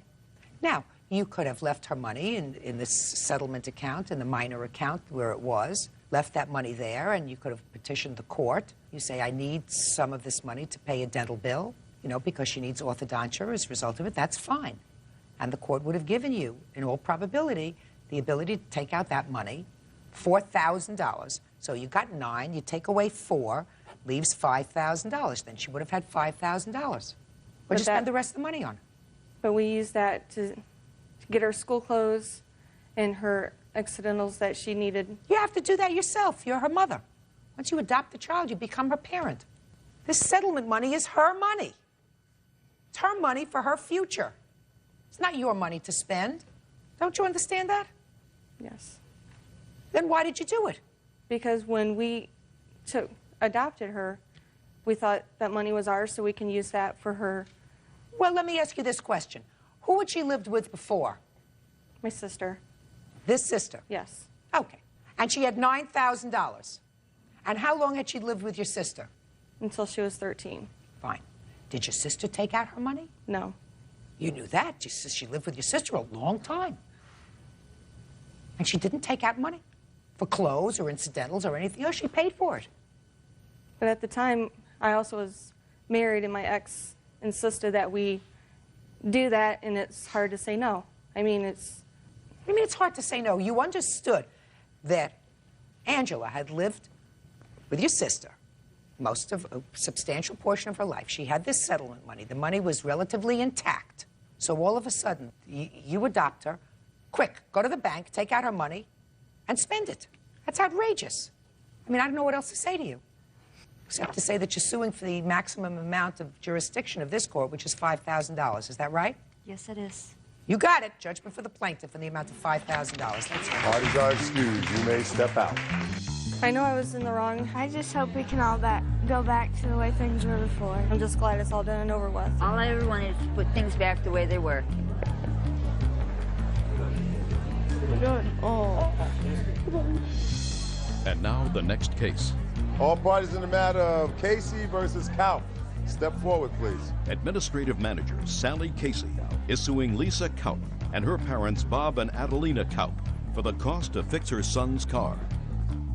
Stand over there. You may be seated. Mrs. Casey, it is your claim that the defendant's daughter, I assume this young lady right here, totaled your son's car. That's correct. She was driving the car without permission. You want her parents to be responsible. Her parents say that he shouldn't have let her drive the car, and it's not their responsibility. Is that right? Yes, ma'am. I'd like all the parents to sit down for a moment. What's your first name? Michael. Stand up on your own 2 feet, Michael. Your name? Lisa. You too. Put your hands at your sides. Good. That makes you more vulnerable. I want you to tell me how you got possession of his car. And you look at me, and I want you to make sure of one thing. I don't care what kind of baloney you gave to your parents. I don't care what kind of baloney you gave to your mother. What I'm going to find out is how you got possession of his car. Do you understand me? Yes. Judge Judy continues in a moment. The school should have notified me. I can't be with her 24/7 watching over her. If what you're telling me is that you actually believe that position, there is something seriously wrong with you. Real cases, real people. Judge Judy. 17-year-old Michael Casey says schoolmate 16-year-old Lisa Kaup took his car without permission and wrecked it. Lisa says Michael willingly handed her the keys. Let's go. Okay. It was March 14, 2002. It was the day before my birthday. And it was 4th period, and my friends didn't want to go to 4th period. We thought it was a lame class. So I want you to go slowly because I'm old and I can't hear you when you're speaking in 45 speed. Okay. It was your birthday. That's where you lost me. So I had balloons and flowers, the whole 9, because it was the day before my birthday. And my friends didn't want to go to 4th period, so we decided to just go to school, but we didn't want to walk. And I had previously borrowed Mike Casey's car before. He said... Shh. Go ahead. So we wanted to borrow someone's car, so we found Mike. And one of my friends... Who's we? My friends, me and my 2 other friends. Names? Lisa and Gina. So you found Mike where? In the quad of the old school campus. You were all together? Yes. We approached him and we asked, Mike, can we borrow your car? Who asked? my friend Lisa. And then she said, Mike, can we borrow your car? And he said, go ahead, as long as you put gas in it. So then we took the car, we walked out of school, and we took the car, and we went to my friend Lisa's house. And then we jumped back into the car, and then we were pulling away from the driveway. I looked over my shoulder, but because of the balloons and the flowers that I looked over, and the car must have been in my blind spot. So then I pulled away from the curb real slow, and then the car like came up, and like the whole other side of the road was open, but the car didn't like move out of the way. She just approached forward. And then so like we collided, and but like the left fender of Mike's car hit the front fender of the other woman's car. Now your version. All right, I was in... No, look at me. Okay. And I want you to trust me. I don't care what story you gave to your mother. I want you to know that I have like a truth machine back here. All right. Do you understand? I understand. Good. All right. It was around 12 o'clock, right before lunch, and Lisa, her friend, came up to me. I didn't see this Lisa or her other friend. I don't know what the other friend's name was. But Lisa came up to me and asked me for the keys because I gave her a ride before, the day before, to school. She said she left a notebook in my car. She took the keys from me. I said, meet me back here in 5 minutes. So I waited for 5 minutes, waited for 20, waited for 30, waited for 40. I was called into the office. I saw them in the back of a police car come up. They said, your car has been totaled. I was like, how has my car been totaled? They said, it's been crashed. I was like, how has it been crashed? They said, well, Lisa Kaup was driving your car and she crashed it. I said, Lisa Kaup? I gave the keys to Lisa in the first place. What's the whole point here? Let me see a police report. This one?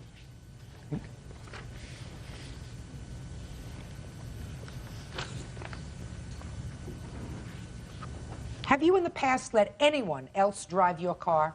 No. Ever. That's not true.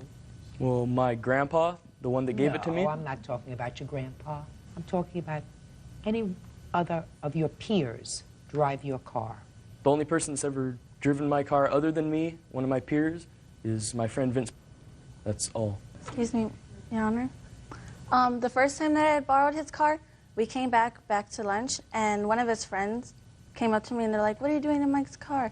And we're like, oh, Mike said the keys are in the ignition, we can take it. He was like, oh, okay, that's cool. He got in the car, and he took off. Who was one of this? his other friends. Sean. Sean came up to you and said that? Yes. He came into the car, and he took off with the car. Sean took off with the car? Yes. How did you get the keys to the car on that date? We said, oh, can I borrow your car, Mike? And he was like, go ahead. I was like, I don't have my license, I just have my permit. He's like, How I did don't you know mind, my the keys name? are I've in never the... met you. I never met you before that. He was like, oh, I don't mind, go ahead, the keys are in the ignition. Okay. Now, keys are in the ignition? Just a minute. Now you can stand up. I tell you this, even though I have some question about how she got control of that car, you're responsible, because she's responsible. I have some serious questions as to whether, when he just gave her the keys to the car, this other girl who said, go get your things out of the car, I left a notebook there because I was in the car a day before, I'm not so sure. Your daughter has no right to drive a car, right? Right. She knows she has no right to be driving a car. Correct. She was driving the car in a negligent fashion because she had all of her balloons in the back so she couldn't see what was going on. So what makes you folks think she's not responsible? Well, she is an unlicensed permit, has a permit only. And she was given the keys by the boy, and he knew that she didn't have a driver's license. Why would he give the keys to her Where when is she her don't have a driver's license? Where is her responsibility? She should have known. But So, where is her I dropped her off responsibility? at school. I expect her in school. And if she is tempted by someone else that's unresponsible and not driving the car, or in giving her the keys to drive the car, the school should have notified me. I can't be with her 24/7 watching over her. And it's high school. I mean, she's no little baby.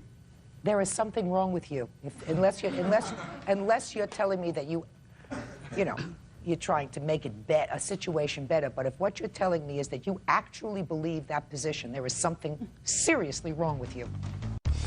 Real cases, real people.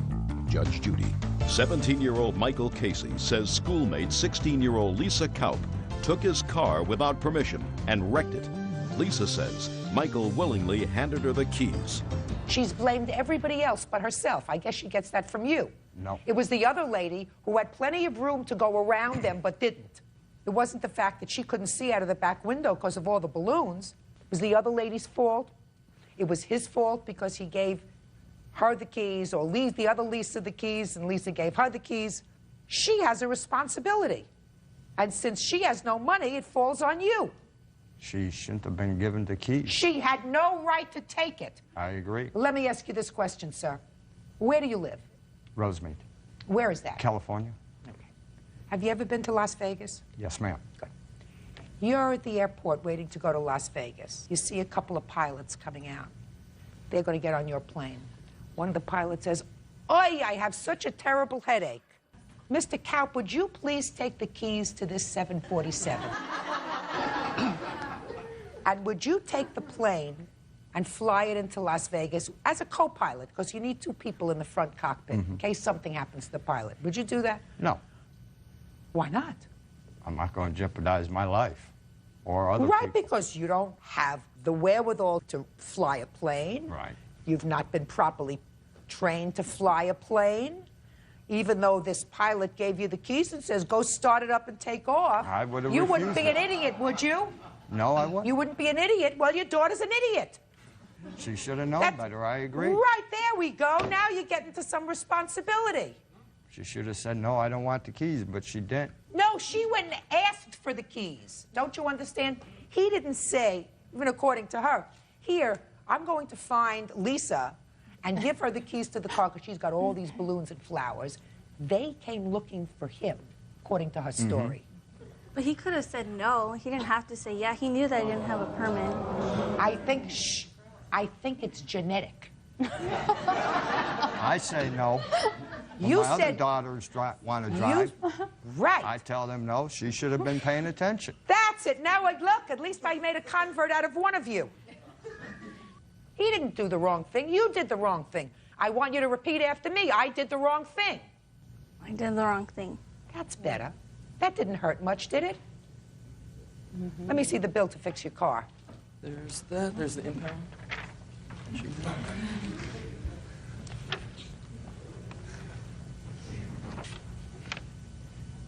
Did you get the car out? No, it was useless. It couldn't be driven anymore. You have pictures of this car? Yes, I do. Good.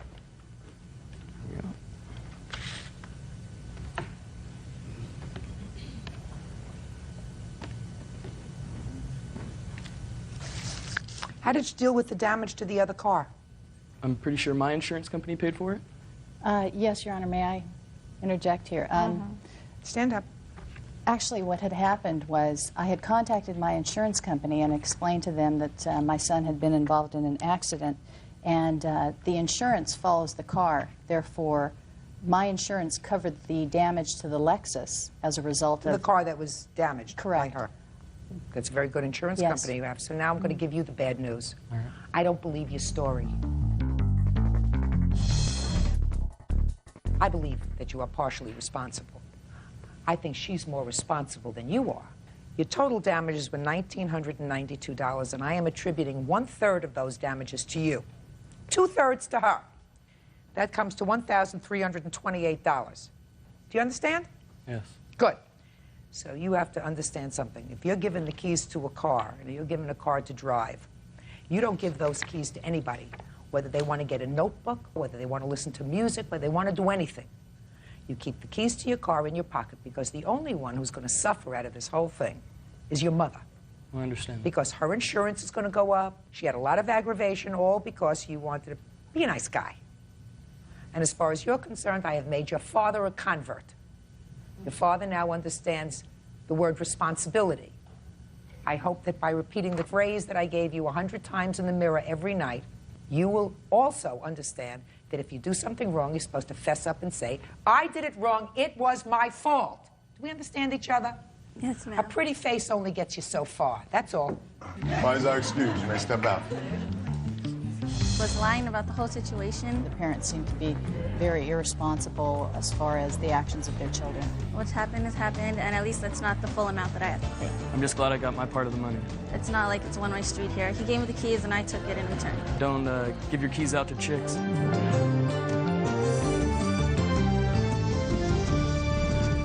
Calendar in the matter of Hill versus Johnston. Thank you. Parties have been sworn in, Judge. You may be seated. Sir, have a seat, please.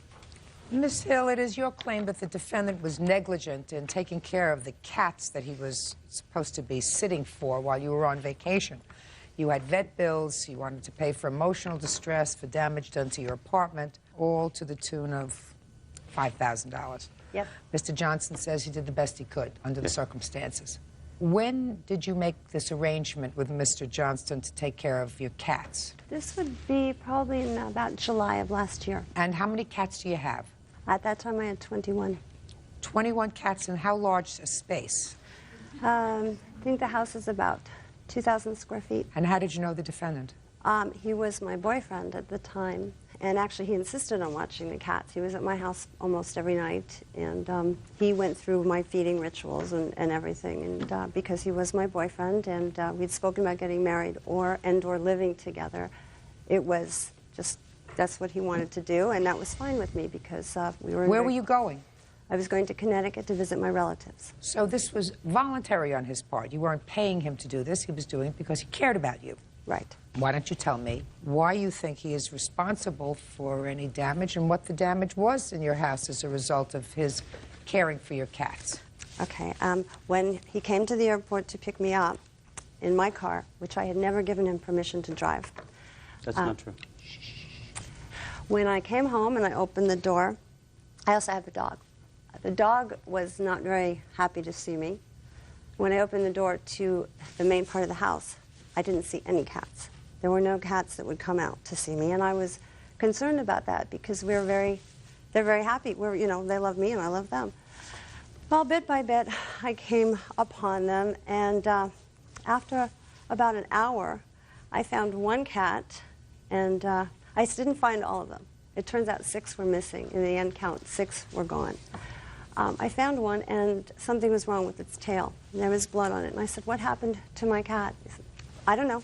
I don't know." So I went through the house, still, you know, trying to find what happened, find them. And then he told me that one of them had died when I was gone. And I got very upset because I said, "You know, I was not told. Why didn't you call me? Why didn't you tell me, you know, what happened?" He said, "I just came home and it was dead." So I did at that point, I was very upset. I was actually getting hysterical. I didn't want him around. I wanted him to leave my house. I was screaming at him to leave the house. He wouldn't leave. Eventually what he did is to make me be quiet. He pushed me. I pushed away from him, wound up on the floor, and he was choking me, and he was cutting off my air supply. And he said that, I can't remember if he said he would break my neck or he would kill me if I didn't stop screaming. I couldn't get him to leave my house. I went into my living room and I locked the door, and I just stayed in there. I don't know where I don't know if he slept in his van or what, but anyway, that was Saturday night, Sunday morning. The next day was Labor Day. I couldn't take the cat to the vet. The day after that, I take my cats. There are 2 cats. Both of these cats had been mutilated and abused, and I have pictures if you want to see them. There's a series of pictures. It's how they were before I left and what happened when I came back. They incurred, they had to have several operations. One of them almost lost his leg. Several of the cats have had their teeth knocked out.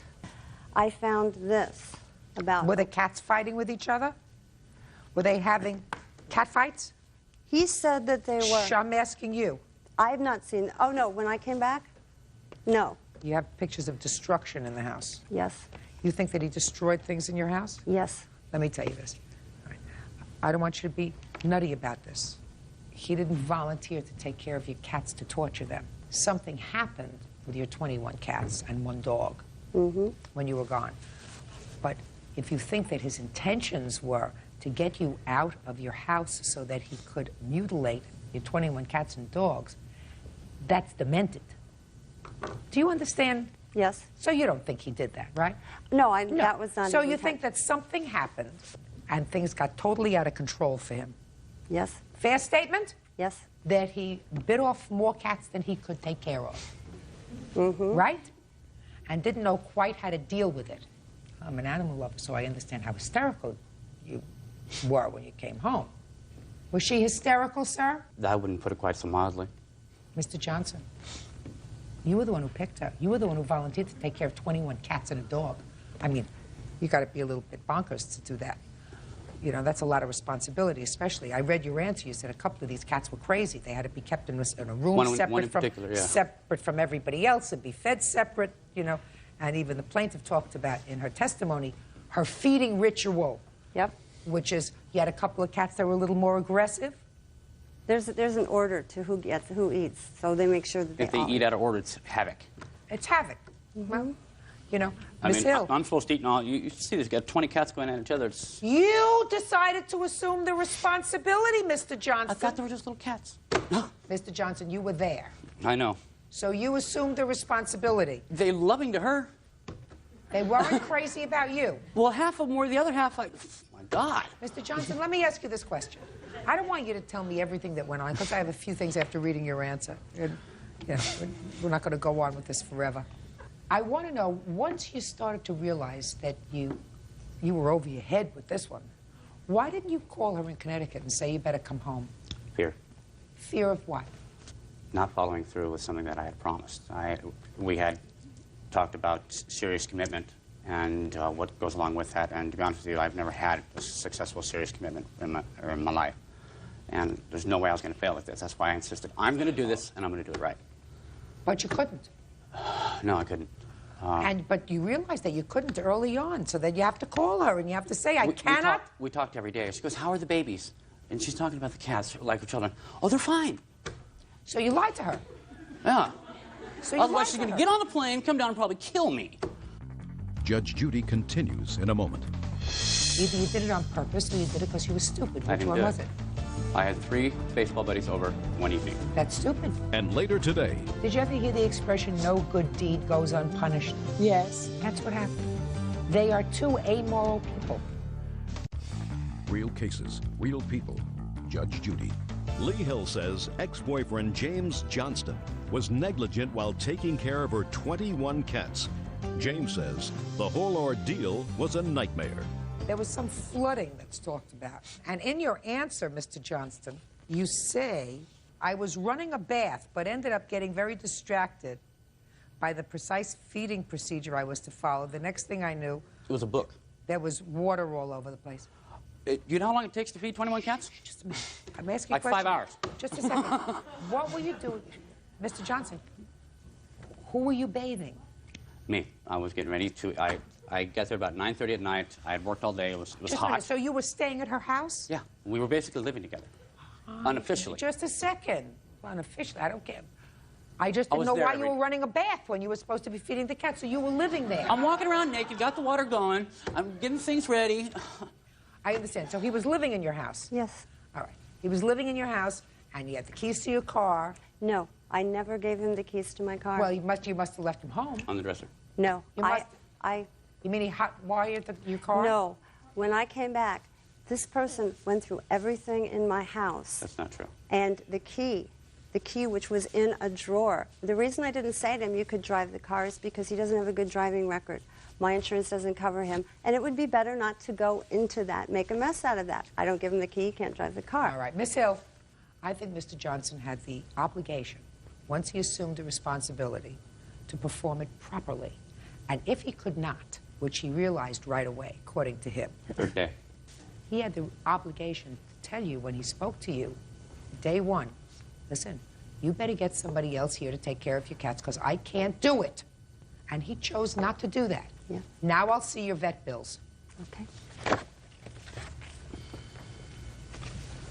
How many cats do you have now? I have 18. A lot of cats. I have a few other questions or statements to make. Go ahead. If you do want to take care of them, I don't know how this is good taking care of a cat. I have part of the other part of that broom with cat fur on it. I don't understand how that is good taking care of anything well. running the bath that runs over, that floods the clothes, ruins the clothes, ruins shoes. I have some boots here that were ruined, that were in the closet on the floor. I also have a box of photographs, just like my family when I was younger. It was in a big box, like a boot box, in a closet. I came back, and I kept finding things up until, for months I've been finding things. And I find a wet bath towel that was put in the box, closed in the box, and put in the closet. I don't understand why this was done. This has nothing to do with the cats. This to me is malicious. I don't know why he did it, but he did it. Maybe he's just stupid. That's not what. Well, for taking Just a on. second. Just a second. Either you did it on purpose or you did it because you were stupid. I Which didn't one do was it. it? I had 3 baseball buddies over one evening. That's stupid. Yeah, I got out of hand. So either you did it on purpose or you did it because it was stupid. It was stupid. If you had 3 baseball buddies and one of them acted like an idiot, that's your fault. 2 of them did. I also requested that nobody come to the house for the simple reason that there are a lot of cats. And the more people that are there, the more doors are left open, the more chaos there can be. So Nobody I said, believed me about the amount of cats. I had to show them. I also have estimates for the carpeting. I'm not considering that. You left him in your house. He was living with you. That's your problem. You picked somebody who's unreliable. That's your problem. Vet bills are something else because this was a separate and unique thing. He said he would take care of your cats. That was your arrangement with him. Yes. If he couldn't do that, he had a responsibility, and the responsibility was either to board them or call her and say, get on the plane and come home. There was one other option available that I wish I had taken. Which was? Her mother. She was a phone call away. She called me every day to make sure everything was okay. Well, then you could have done that too, but she shouldn't have any out-of-pocket expenses because of your negligence in taking care of the cats. That was your agreement with her. And you have to take care of it. Judgment for the plaintiff in the amount of $1,389. That's all. Parties are excused. You may step out.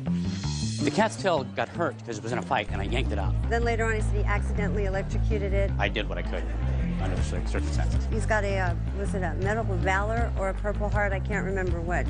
So, I mean, I don't believe it. If you need to make a promise, make sure you can do it. I had to lock myself in part of my house to keep away from him. And now the next case. All parties in the matter of Epps versus Ward. Step forward, please. 24-year-old bus driver Matisha Epps is suing her former friend, 22-year-old college student Melinda Ward, for an unpaid loan for a car. Well, there's certain things, Miss Epps, in your complaint that I understand and some that I'm a little confused about. So let me start with what I do understand. You tell me if I'm correct. This was a friend of yours? No, this is my cousin's girlfriend. But she was a friend of yours? Yeah. And she wanted to buy a car? Yes. And she asked you for a loan for the down payment on the car? Yes, Your Honor. And you wrote out a check for the dealership for how much money? $2,500? $2,500. And you post-dated the check? Yes, Your Honor. She said to you, according to your complaint, don't worry, by the time the date comes when the check is going to be deposited, I will have enough money so that I'll give it to you and the check will be covered. No, Your Honor. She's supposed to pay it to the finance company. So she was going to pay it herself so that they would never cash your check? Exactly, Your Honor. Well, she didn't do that. No. And they cashed your check? Exactly. And you were forced to make good on that check? Yes. Now, Miss Ward says she called you before the time that they cashed your check and told you to put a stop payment on the check because she wasn't going to be able to come up with the money. Yes, my ex-fiance called Matisha Epps a week prior to October 21st and asked her to place stop payment on the check. For whatever reason, she didn't do so. Just a second, because you weren't going to have the money. Yes. Did he ever call you? Yes, Your Honor, he did. And what did he say when he called you? He told me that they weren't going to have the money yet, and so I could put a stop payment on the check. And why didn't you do that? It was just like a couple of days in advance. I don't believe it was a week in advance. It was just like maybe a couple of days in advance when he called and told me that they weren't going to have the money. And by the time that I called the bank, it was too late. They had posted the check. But he called you before. Yeah. Well, why didn't you stop payment on it? Why didn't you call immediately that day? I work 6 days a week and I work long hours. If you work 6 days a week and long hours, it would seem to me that $2,500 is important to you. So now I understand, and I understand that you made the call. Did you, in fact, buy that car? Is not an answer. Okay. Yes, I did buy the car. Good. So you got the benefit of her $2,500. Is that right? Yes. So what difference does it make? What are you? Are you stupid? Is he stupid? If you said to me I couldn't afford to buy the car, and I didn't buy the car, but you bought the car using her $2,500, and now you don't think that you have to pay her back? Well, had she have placed stop payment on the check, I wouldn't have even had the car. Just a second. You're some piece of work. Now, what kind of moral character do you think that I believe that you have because you didn't pay her back the $2,500? I tried. What do you mean you tried? What does that mean you tried? Well, after the check went through, my ex-fiance and I attempted to give her $200 in which she could have put towards the check. She said she didn't want anything to do with it. Yeah. She gave us the number to call whoever the financial company that was dealing with the check. They didn't want to deal with us because it was her check. So we definitely tried. Well, you're making payments now on the car, aren't you? No, I don't have the car anymore. Where is it? It got totaled in an accident. When? Last July. You think I should believe everything you're telling me? I don't have a reason to lie. Go ahead. I also like to say, this is my cousin. Miss Epps is my cousin. I went to her house. We did the best we could, honestly. No, you didn't. You did the best you could. You were driving around in a car that she paid for. The best you could is to pay her back the $2,500. That's what I'm saying. When we realized that we weren't going to have all the money, we went to talk with her. We contacted her, and we also went to talk with her about that. I went to her with money in my hand. She said, because, like she said, because she works and everything, I was under the impression that, you know, she didn't want to deal with it. She told me to deal with it, you know, the best way I could. Did you ever hear the expression, no good deed goes unpunished? Yes. That's what happened. They are two amoral people. I was sympathetic with them at first. If he called and said, listen, we don't have the money, and you didn't get around to calling and putting a stop payment on the check, but then they went ahead and bought the car and paid for it. How long did you drive that car before it was totaled? A year. And during that year, if they had said, every month I'm going to give you $200, you would have had your money. Yes. You didn't do that, did you? Well, the answer is yes or no. Did you do that? We wasn't allowed to. No, we wasn't allowed to, Your Honor. If I can explain to you. No, you can't explain to me. Okay. You mean to tell me that if every month you put $200 in an envelope and left it in her mailbox, that she would have taken the $100 bills and thrown them away? Is that what you think? Is that what you think? No. What kind of work do you do? Right now, I'm a... What kind of work do you do? Actually, I'm unemployed right now. Right. I was a custodian. Right. You're unemployed right now. Judgment for the plaintiff in the amount of $2,500. That's all. Goodbye. Bodies are excused and they step out. My credit was damaged. It's my cousin. I love her. It took away for vacations for me and my kids. Sorry about that, too. I apologize. I hope you can forgive me. I can. I have no hard feelings at all. Parties have been sworn in, Judge. You may be seated, sir. Have a seat, please. A cute couple. This last off, you and the defendant had a very brief relationship. And during that brief relationship, you decided to live together, to room together. He was going to rent a new house. Correct. Then the relationship went south, but you still remained friends. And since you hadn't dated very long, according to both of you, you thought that you could make this thing work by just being housemates. Mr. Hennon signed a lease for 1 year. According to him, it was your understanding that you would each pay half the rent in this place and you would live there for the year with him in 2 separate rooms. When did you move in? June 1st. And within 3 weeks period of time, according to you, things didn't work out because Mr. Hennon, according to you, made some advances, romantic advances towards you. You said, I wasn't interested. He started to bring other women into the house. According to him, you went crazy. It all got very nasty. So you left after 3 weeks. You want your 1 week's rent prorated because you left after 3 weeks. You say he threw you out. He said he didn't. He said you moved out on your own. And you want back at least half the value of the stuff that you bought for the house, which you say that he kept. Mr. Hennon says that you left voluntarily, and he is counterclaiming for 11 months' rent because he said he signed this lease with the oral understanding, because you didn't have a lease with him, that you were going to live there for a year, right? Yes. Got it? Got it. That's where we are. All right. Miss Lassoff, I don't want to know about the girls that he brought into the apartment. I don't want to know about his touchy-feely with you. That's for another day. I want to know what happened the day you moved out. Okay. Well, can I back up a little bit to say how I got kicked out? Well, tell me how you got kicked out if that was how you left. We just stopped getting along. You know, we just didn't get along, and he had a temper, very bad temper. I was very scared every time I was in the house. My hands would shake. He drove me to a point where I didn't eat or sleep for 6 days, and he said, "Get the F out. You're not on the lease." As I was packing up, he said, "When are you out? Because I'm about this close to throwing you out, literally." And I was scared. That wasn't a place where I could live.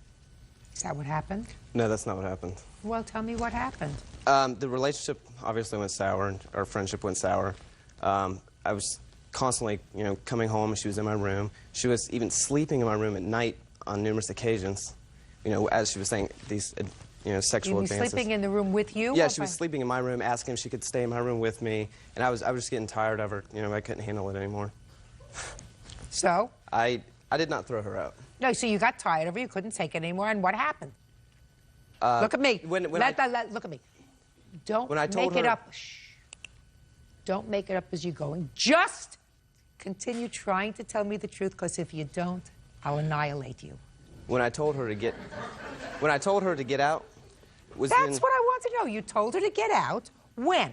When she was in my bedroom standing one night, and she would not leave my room when I had a bunch of friends over, and she would not get out of my room. And I told her you told her to get out? After she attacked me. How did she attack you, sir? She grabbed my neck and she grabbed my hands, and she cut me with her fingernails. So you told her to get out? Right. So you did throw her out? I didn't throw her out. I told her to get out of my room. No. You told her to get out? I told her to get out. No. All right, so you told her to get out, and how much after you told her to get out did she get out? 10 days. Is that right? I was looking for an apartment the next day, and I was out in, a week, not even. All right. The month's rent that you paid for June is gone. Kiss it goodbye. Okay. The security deposit, she gave you a security deposit? That went to the landlord, not to me. Well, you're going to get it back, right? No, because I'm probably going to end up getting evicted because I can't afford the house on my own. Why don't you get a roommate? It's kind of hard to find a good roommate, obviously. No, that's not true. It's what very efforts true. have you made to find a roommate? I had an ad in the paper. I couldn't really find him. I have a lot of personal belongings that I don't really trust just anybody coming in the house with. So are you telling me that you have not looked for a roommate, or you I have. I looked? had an ad in the newspaper. And what happened? I had no luck. Really? That's not true. Well, second. You were planning to lease this house before you decided to move in with her. I read your answer. Correct. Right? Correct. And how did you propose to pay the rent before you made this arrangement with her? My brother was going to be my roommate. Did something happen to him? Did he go to war? He's in his own lease at an apartment. Yes, when is it up? Not till February. Oh, so then he'll be able to move in with you. But for the time being, if I Then can't... then he'll be able to move in with you. When did he sign his lease? I don't know exactly. Well, it's usually a year lease, so if he signed it in February of 2002, which means in June, when you signed this lease, you knew your brother couldn't move in with you. You knew he couldn't move in with you in May, in April, in March. Right. Don't give me baloney. You see what I mean when I say I'll annihilate you? Right. I don't want you to look foolish, Right. so I want you to be able to tell me the truth. You have to find a roommate, sir, a housemate. It's a big house. In any event, this is the drill. How much is your security deposit? I paid $300. It was $600 You paid $300. of it. Yes. Okay. Now, what about this property? So you don't get your month's rent back or any part of it because you left. You get your security deposit back because if he keeps it nice and neat and clean, he's going to get his security deposit back. But now, what personal property do you claim that he has? We furnished the entire house. Me and him, I have receipts, he has receipts. We split everything. I mean, rugs, paintings for the walls, furniture, just everything you need for a house. And it adds up, it's a lot. And he wouldn't let me take anything. So I basically helped this guy furnish his house. And when I asked for things at the end or for money, he said, I'm not giving you a Was dime. it all paid for? How much did you pay? Or was it put on a credit card? I have my debit card statements, $1,474.31, which we split. So I'm just asking for the $700 from that, and I'm asking, we put $600 worth of speakers around the pool, around the living room area, and he verbally told me, I'll give you half the money for that, and we'll split up all the belongings, and I got nothing. Judge Judy continues in a moment. The walls were empty. She took about 90% of everything that we did buy. He wouldn't let me. I tried to. He said, you're not taking it, and locked it in a room. And later today, What do you think? I'm crazy? I mean, I'm getting older, but I at least have a span of attention that lasts more than 5 minutes. They don't pay child support. My oldest daughter's father just started paying child support. And one's in jail, so he's not paying child support. real cases, real people. Judge Judy. Jennifer Lassoff says former live-in boyfriend Sean Hennon kicked her out and kept her belongings. Jennifer also says Sean owes her for rent and a security deposit. I'm listening. When she left the house, the walls were empty. She took about 90% of everything that we did buy. What walls were empty? Like where pictures were, candle holders didn't have candles in them anymore. The cupboards were empty from groceries that I had bought. Let's talk about furniture. The couch and everything was hers to begin with. Did she take it? Yes. Okay. And what about the other things? Other things, she took, like I said, 90% of everything. Like what did she take? I heard so far I heard candles and pictures. Pictures, candles. I heard pictures and candles. Plants. What? I'm trying to remember. Like candles. Plants, different plants we had bought. And also on the $1,400 she's saying for her debit card, she went out and she spent, I think it was approximately $300 or $400 on just her bedroom alone. Which she took with her. Right, which that stuff does not involve me. But what about all of the things he bought, and I gave him half the money for that? That's what I'm including. I understand that, Miss Lassoff. That was your foolishness. I know. Foolishness. Because there are courts for people who are married and divorced, and then even those are imperfect because you can't figure out exactly who brought what into the marriage. But we have to deal with that. What's happened is everybody now lives together. Sometimes they live together in a relationship. Even those I don't like to get into and become an arbiter of candles and food and Rice Krispies, which is what you're talking about. But I'm certainly not going to get involved with two people who rent a house. They mix their money in a real mishmash and then come here and ask Bert to try to figure it out. He has other things to do, and so do I. You're getting your security deposit back. You moved out. You took your furniture, right? Mm-hmm. So you had the ability to take certain things that you claim were yours. Did you take any pictures from the house? Yes or no? That we bought, no. He wouldn't let me. I tried to. He said, you're not taking it, and locked it in a room. I tried. He wouldn't let me take anything that we bought. So you took the things when you left. You got a U-Haul it? Somebody came and helped you with a U-Haul? I had friends help me in a U-Haul. You're getting $300, which is your security deposit.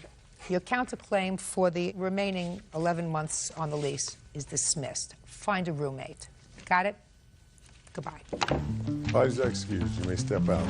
He had a very bad temper, and I was very scared. Very possessive. I just couldn't get away from her. I couldn't deal with her anymore. Before that, I thought he was a great guy, and I guess I just brought out the bad side of him. We just did not get along. She just wouldn't leave me alone. And now the next case. All parties in the matter of Keller versus Foster, step forward, please.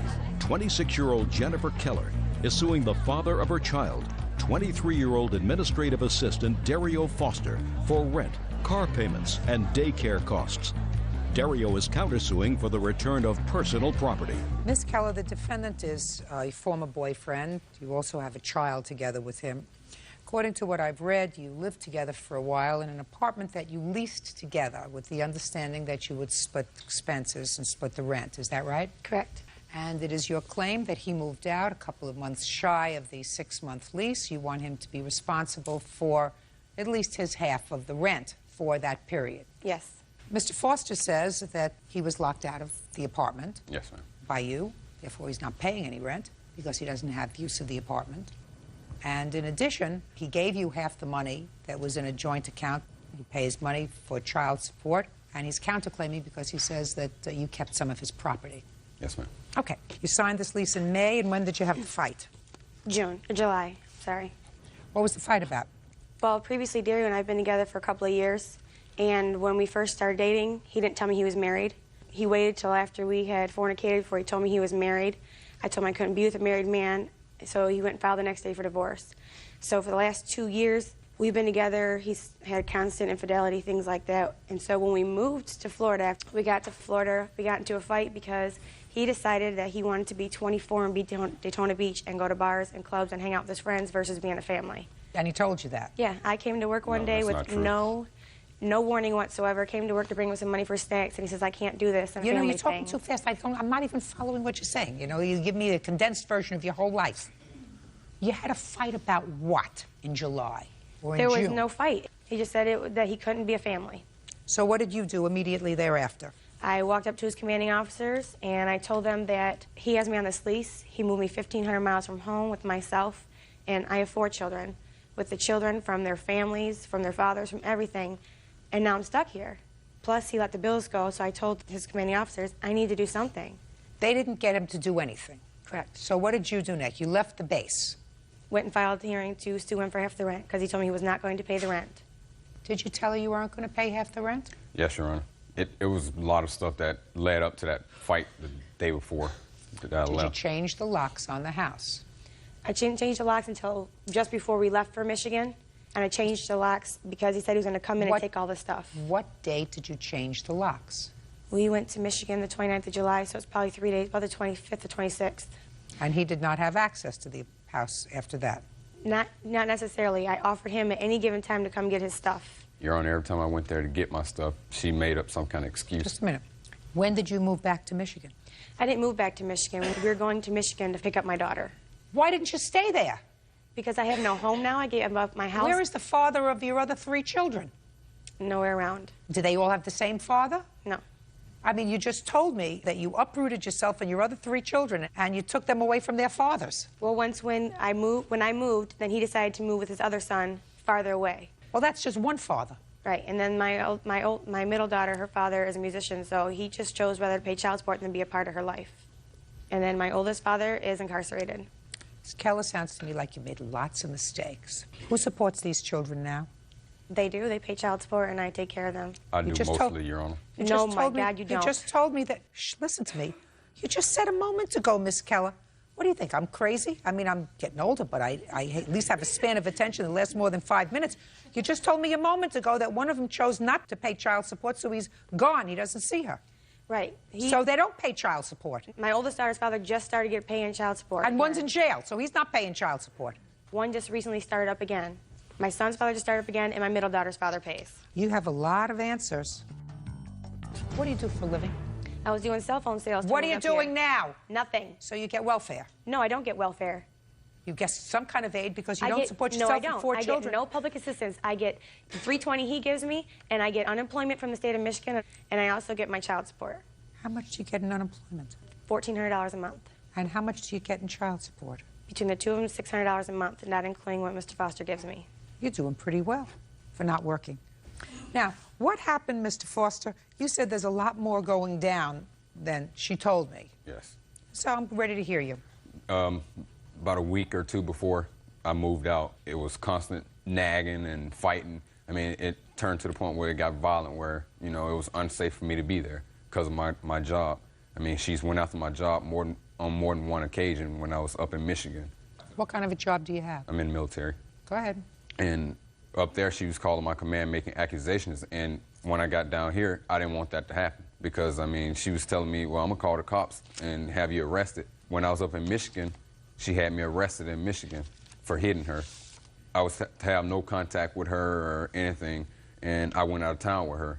As soon as I got back, she called my probation officer and let them know that I went out of town with her. So I got arrested again. Smart. No, that's not how that happened. He showed up at the daycare one morning, just showed up at my daycare and said, can I talk to you? That's not true. And he showed up at my daycare. I went into the daycare, got a statement from them showing that he showed up without my consent, took it to his probation officer. Only after she told me that I could see the kids. Just a second. After that, did you move to Florida with him? That was over a year ago, correct, yes. Right. See what I mean about judgment? Granted, I made a lot of bad judgments, just it a doesn't second. justify his behavior. Listen to me. You have 3 children. If I believe that you placed your 3 children, now 4, at risk because you were cohabiting with somebody who was violent, then they ought to take your children away. You live in this house with 4 children. You have to live somewhere. he pays child support for his one child. When he left me with all the bills. When he left that day, he knew on his way to work and drained our entire account of all the money and left me with nothing. I gave her half that money. She came to the base. I gave her half of the money that was in the bank. How much was half the money? $250. Now tell me what property she has. My furniture. I have a couch, love seat.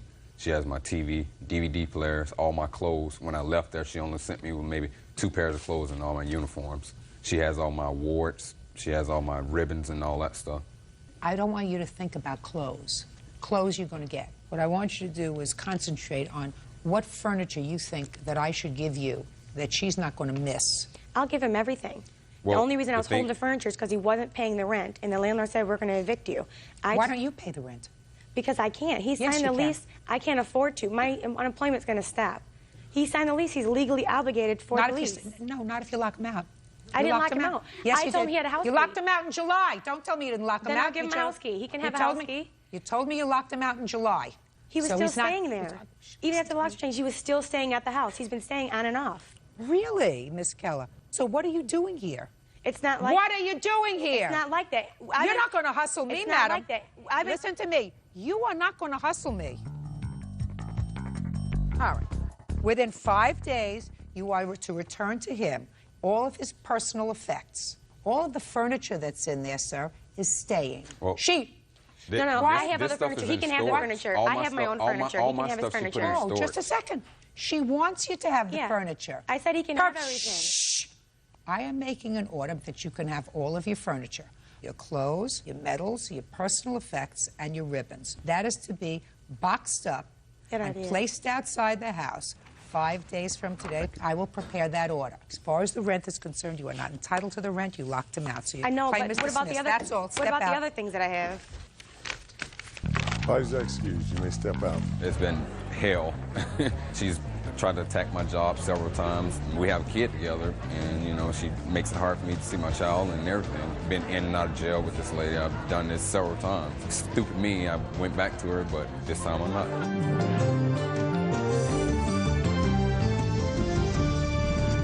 This is case number 175 on the calendar in the matter of Aldridge versus Wynn. Parties have been sworn in. Judge, you may be seated. Folks, have seats, please. Miss Aldrich, the defendant is your former boyfriend. You claim you loaned him some money. You want it back. Yes, ma'am. He says he owes you nothing. When did you make the first loan? What was it for? I mean, if I look a little frustrated, it's just that it seems to me that I see an awful lot of young women standing on that side of the table and young men standing on this side of the table, which suggests to me that women, for some reason, enable men to take advantage of them. Then when the relationship's all over, they want their money back. Well, when he said he would pay me back. I'm like, well, at our See a lot more women on this side of the table than I see men. Means that they're a lot smarter. And I didn't think so. Go ahead. When was the first loan? I want to say it was on my first trip to see him in Kentucky. What do you mean your first trip to see him in Kentucky? He moved to Kentucky during our relationship. Didn't that give you a clue? Well, he said he was mad at Florida and that was his home and he wanted to go back home. So He was mad at Florida, but he loved you. So he moved back to Kentucky. Yes. So he moved up there. Ding-a-ling. That's what my family's been telling me, but I just didn't listen. So you went back to Kentucky to visit him? Yes, ma'am, I did. He said he paid my first little plane ticket up there. Yeah. And so I went up there. He was going to pay me back when I got to Kentucky, the money for the plane ticket. How much was the ticket? The first one was $138. And you paid for it? Yes, ma'am. It's in my. I have $138. Did he ever pay you back? No, ma'am. No. But you went again? Well, yes. I thought he would have a job, and No, but you went again. But this time we would go in half because I figured, you know, it's a 50-50 thing, our relationship, so we would go in half. I'm like, well, because he wanted me to come and see him really bad, so he'd pay the first one, and I wanted to see him the second time. So I would say, okay, we'll just pay half. When was the first time you went to see him? What date? 10/31/01. And when was the second time? 12/05/01. Okay. So he paid you nothing of $138 for 2 months, so you went again. Yes, ma'am. That's smart. Well, what was his reason for not paying you back in that 2 months, the $138? He can't keep a job longer than 3 weeks. Then I wouldn't have gone a second time. Well, he supposedly had a job again. When Then I wouldn't have gone a second time till I got some money, honey. What else? So I went up there a second time, and he's going to pay half of that ticket. All right, go ahead. And so I get I'm not up impressed. The first day we go up there, we go to turn in his work uniform back in, and I ask him why. He said he lost a job. I was like, why? He had no cut and dry excuse. So we used my money for the remainder of the week. So? So he said he would pay me back half when... I'm not interested. What else? Finally comes back to Florida. He came back to Florida. Yes, ma'am. And I was made at Kentucky. He came back to Florida. I don't really know. You don't know. Yeah, go ahead. So he comes back. We go on a spring break trip. We're supposed to save each $500, put it in together, and that would be our spending money for spring break. And what month was this? 3/21/02.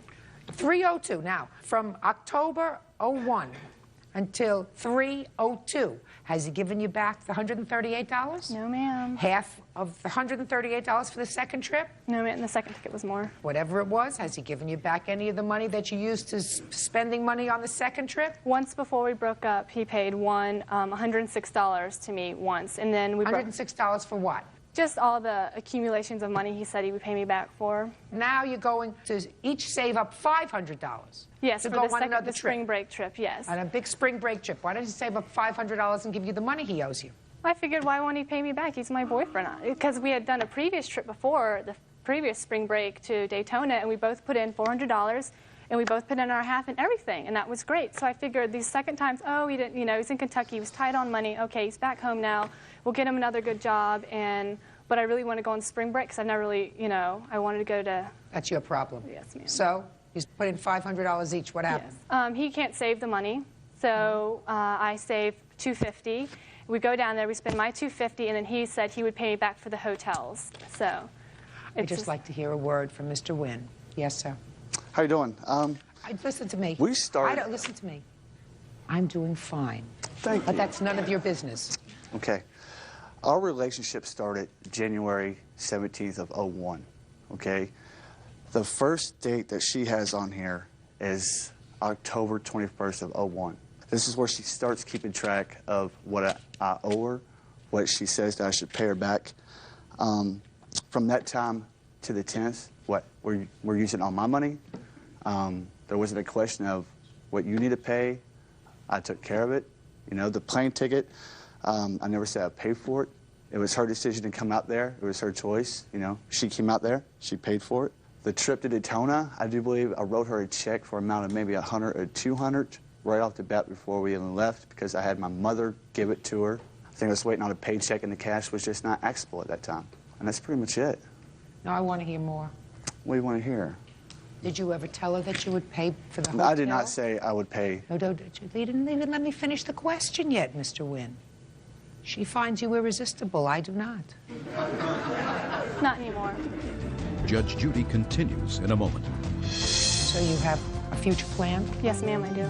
He's not part of your future. I know. I figured that out. You figured wrong.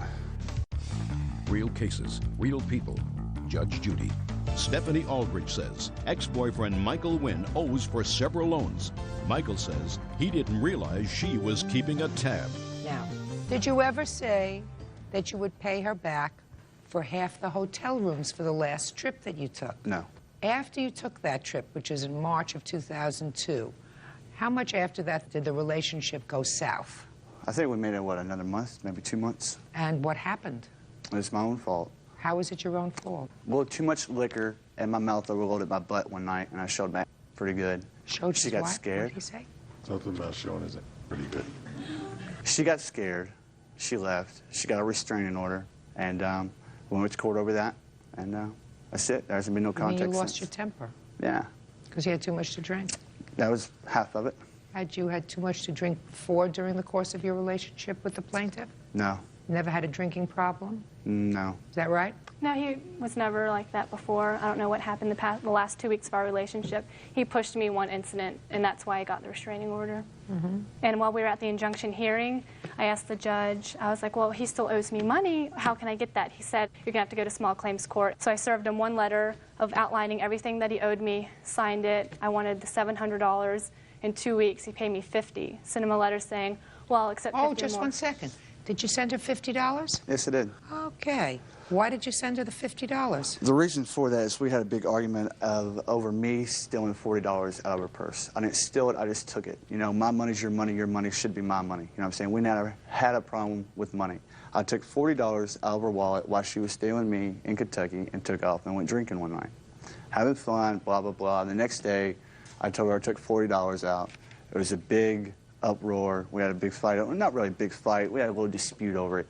And for a few months after that, you know, it would come up $40, because she said it hurt her, and I knew it hurt her. So I sent her $50, there's your 40, and here's 10 extra. And that's it. What a man. Yeah. How about that? What a guy. Miss Aldrich, do you know what I'm going to give you on your complaint? No. Nothing. And I'm going to tell you why. How old are you? 20. Do you work? Yes, ma'am, I do. What kind of work do you do? I'm a cashier and a nanny, and I go to school. What do you go to school for? I want to be a nurse, a midwife. So you have a future planned? Yes, ma'am, I do. He's not part of your future. I know. I figured that out. You figured wrong. He's not part of your future. I know. When you're involved in a relationship, and let us say that the relationship went further and you became engaged and married, which is what you were planning, I'm sure. We talked about it, but it was fantasy. We weren't going to be bothered about this $138 for a plane ticket, or $80 for half a plane ticket, or $200 for a hotel room. You're in love. You're planning a future in your own mind. This isn't loan stuff. There's a difference between a loan. I am giving you $200. You will pay me back $20 a week until it is paid off, as opposed to, don't worry, I'll pay you back. Well, being my boyfriend, I thought I could trust him and that he would. But you had no reason to trust him, madam. He never paid you back. He did pay me one payment before we broke up of $106 and said we'd give me You know, I one don't even paycheck. remember making that payment. Who knows what that's for? But what I'm telling you, you are a very fortunate young 20-year-old. You've got a bright future, and you recognize a mistake. And if I never see you here again, madam, you will have learned a very good lesson. I have learned, thank you. The very good lesson is, if you're dating a guy and you have to lend him money, say sayonara. Exactly, exactly. Right? Lend money if, gee, I left my wallet home, you got 20 bucks until we get home?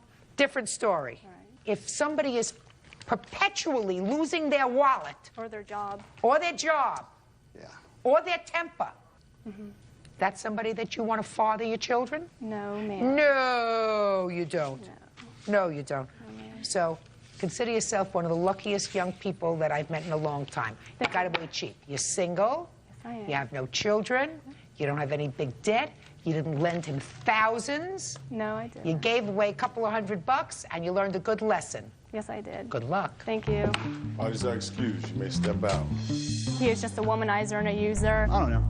You know, it's over. It's done with. I'm very picky about the guys I see now. I'm just a sucker. I'm just not the victim. He's just one of those people that you always want to keep your eye on. And now the next case. All parties in the matter of Christmas, Bradley versus Davis. Step forward, please. 16-year-old student Nicole Christmas and her mother, administrative assistant Annette Bradley, are suing Nicole's ex-boyfriend, 20-year-old business owner James Davis, for money she put towards the purchase of a vehicle. Nicole says when they broke up, James took the car. All right, who's Christmas and who's Bradley? I'm Christmas. What's your first name? Nicole. Mrs. Bradley, this is your daughter? Yes, it is. And this used to be her boyfriend? Yes, correct. She's 16? Yes. You are? 20. 20. You claim that your daughter gave him $600 towards a car that he allegedly purchased for her. Yes, that's correct, Your Honor. He says she never gave him $600. The car is his. It's always been his. Somehow the police became involved in this thing, and he's going to tell me how. How long was he your boyfriend? Like 3 or 4 months. And tell me about this car, Nicole. He purchased a car for me on my birthday. It was for my 16th birthday. He didn't have enough money to pay for it, all the car, so I told him I'd put $600 in on the car. Where'd you get the $600 from? My bank, I work. You took out $600? Yes, I did. Let me see. I don't have any bank receipts. Why didn't you bring to court a receipt? I didn't save my bank receipts. You don't have to save your bank receipts. You get a statement at the I end know, of the month. I didn't save it at all. Your Honor, may I say something? Yeah, in a minute, in a second. Okay. What kind of a car did he buy? A white Ford Escort. I think it was a '93. And who used the car? I never got to use it because I didn't get my license till my 16th birthday. Go ahead. We broke up 2 days after my 16th birthday. Neither of us knew how to drive the car. It was a stick. And my mom was going to teach me. Where was the car? In whose house? It was at my house. Now tell me how the police became involved in this whole thing. I was at work. I guess he came to my house. We had broken up that morning. He came to my house. What did he say when he came to the house? He came to the front door, and he had a friend with him because I assumed it was because he couldn't drive the car. He needed someone that knew how to drive the stick. And he said, Miss Bradley, basically I'm here to tell you that you're responsible for the breaking up of Nicole and I'm here to take the car. I said, well, you know, I've learned from Nicole now that she also put money in on this car, and so you'll need to call the police unless you're ready to give her back her money. And I closed the door, and he called the police. And that's why the police got involved. Once they got there, he brought out a receipt for $400, and he told the police officer that he had paid $400 of his own money for this car, and the policeman came back in the home and spoke with Nicole, and she provided him the name and number for the person that they bought the car from, and that woman told the police, no, they both purchased the car. He talked me into giving a receipt for $400 for tax purposes only, but the truth is that they paid this much money for the car, and $600 of it was Nicole's. At that time, the police asked James why he'd initially lied and had him sign a statement promising to repay Nicole $600 within 60 days. And May James I see the did note, sign please? It. Yes.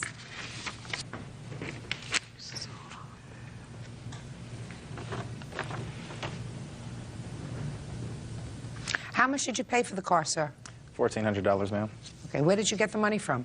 I had a pretty good job working for my dad. I made about $800 to $900 a week. So where did you get this $1,400 from the bank? No, I saved up for 2 weeks in cash. Why would you think Nicole would say that she put in $600 towards the car? Basically, Your Honor, I don't think it was Nicole at all. I think it was her mother. Her mother has been trying to get money out of me for the whole duration of me going out with her daughter. She wanted money for bills. She wanted money for everything. And basically, she's just trying to get more money out of me. Why would you sign this thing, sir? Your Honor, I signed that contract under duress. This is how the police got involved. I filled out a stolen car report. Why did you fill out a stolen car report? Because they had my car and they wouldn't give it back. It was locked in their garage. Did you buy this car for her birthday? No, I did not. For her birthday, I got her 2 dresses. The car was purchased by both James Davis and Nicole Christmas. Mr. Davis has registered the car in his name, although he claims to have purchased the car for Nicole's birthday. No, I did not claim that. The officer wrote this out, right? Yes. Why was the car at her house? Because I let her borrow it. I was driving a brand new car. I had to pay that, and the only reason why I bought the car is for when I go back to college, that's what I was going to drive. Why was the car at her house? I let her borrow it. She couldn't drive it. Her mother wanted to borrow it. Your Honor, I have Her and her mother wanted to borrow it. You bought the car and you said to her, this is for your 16th birthday.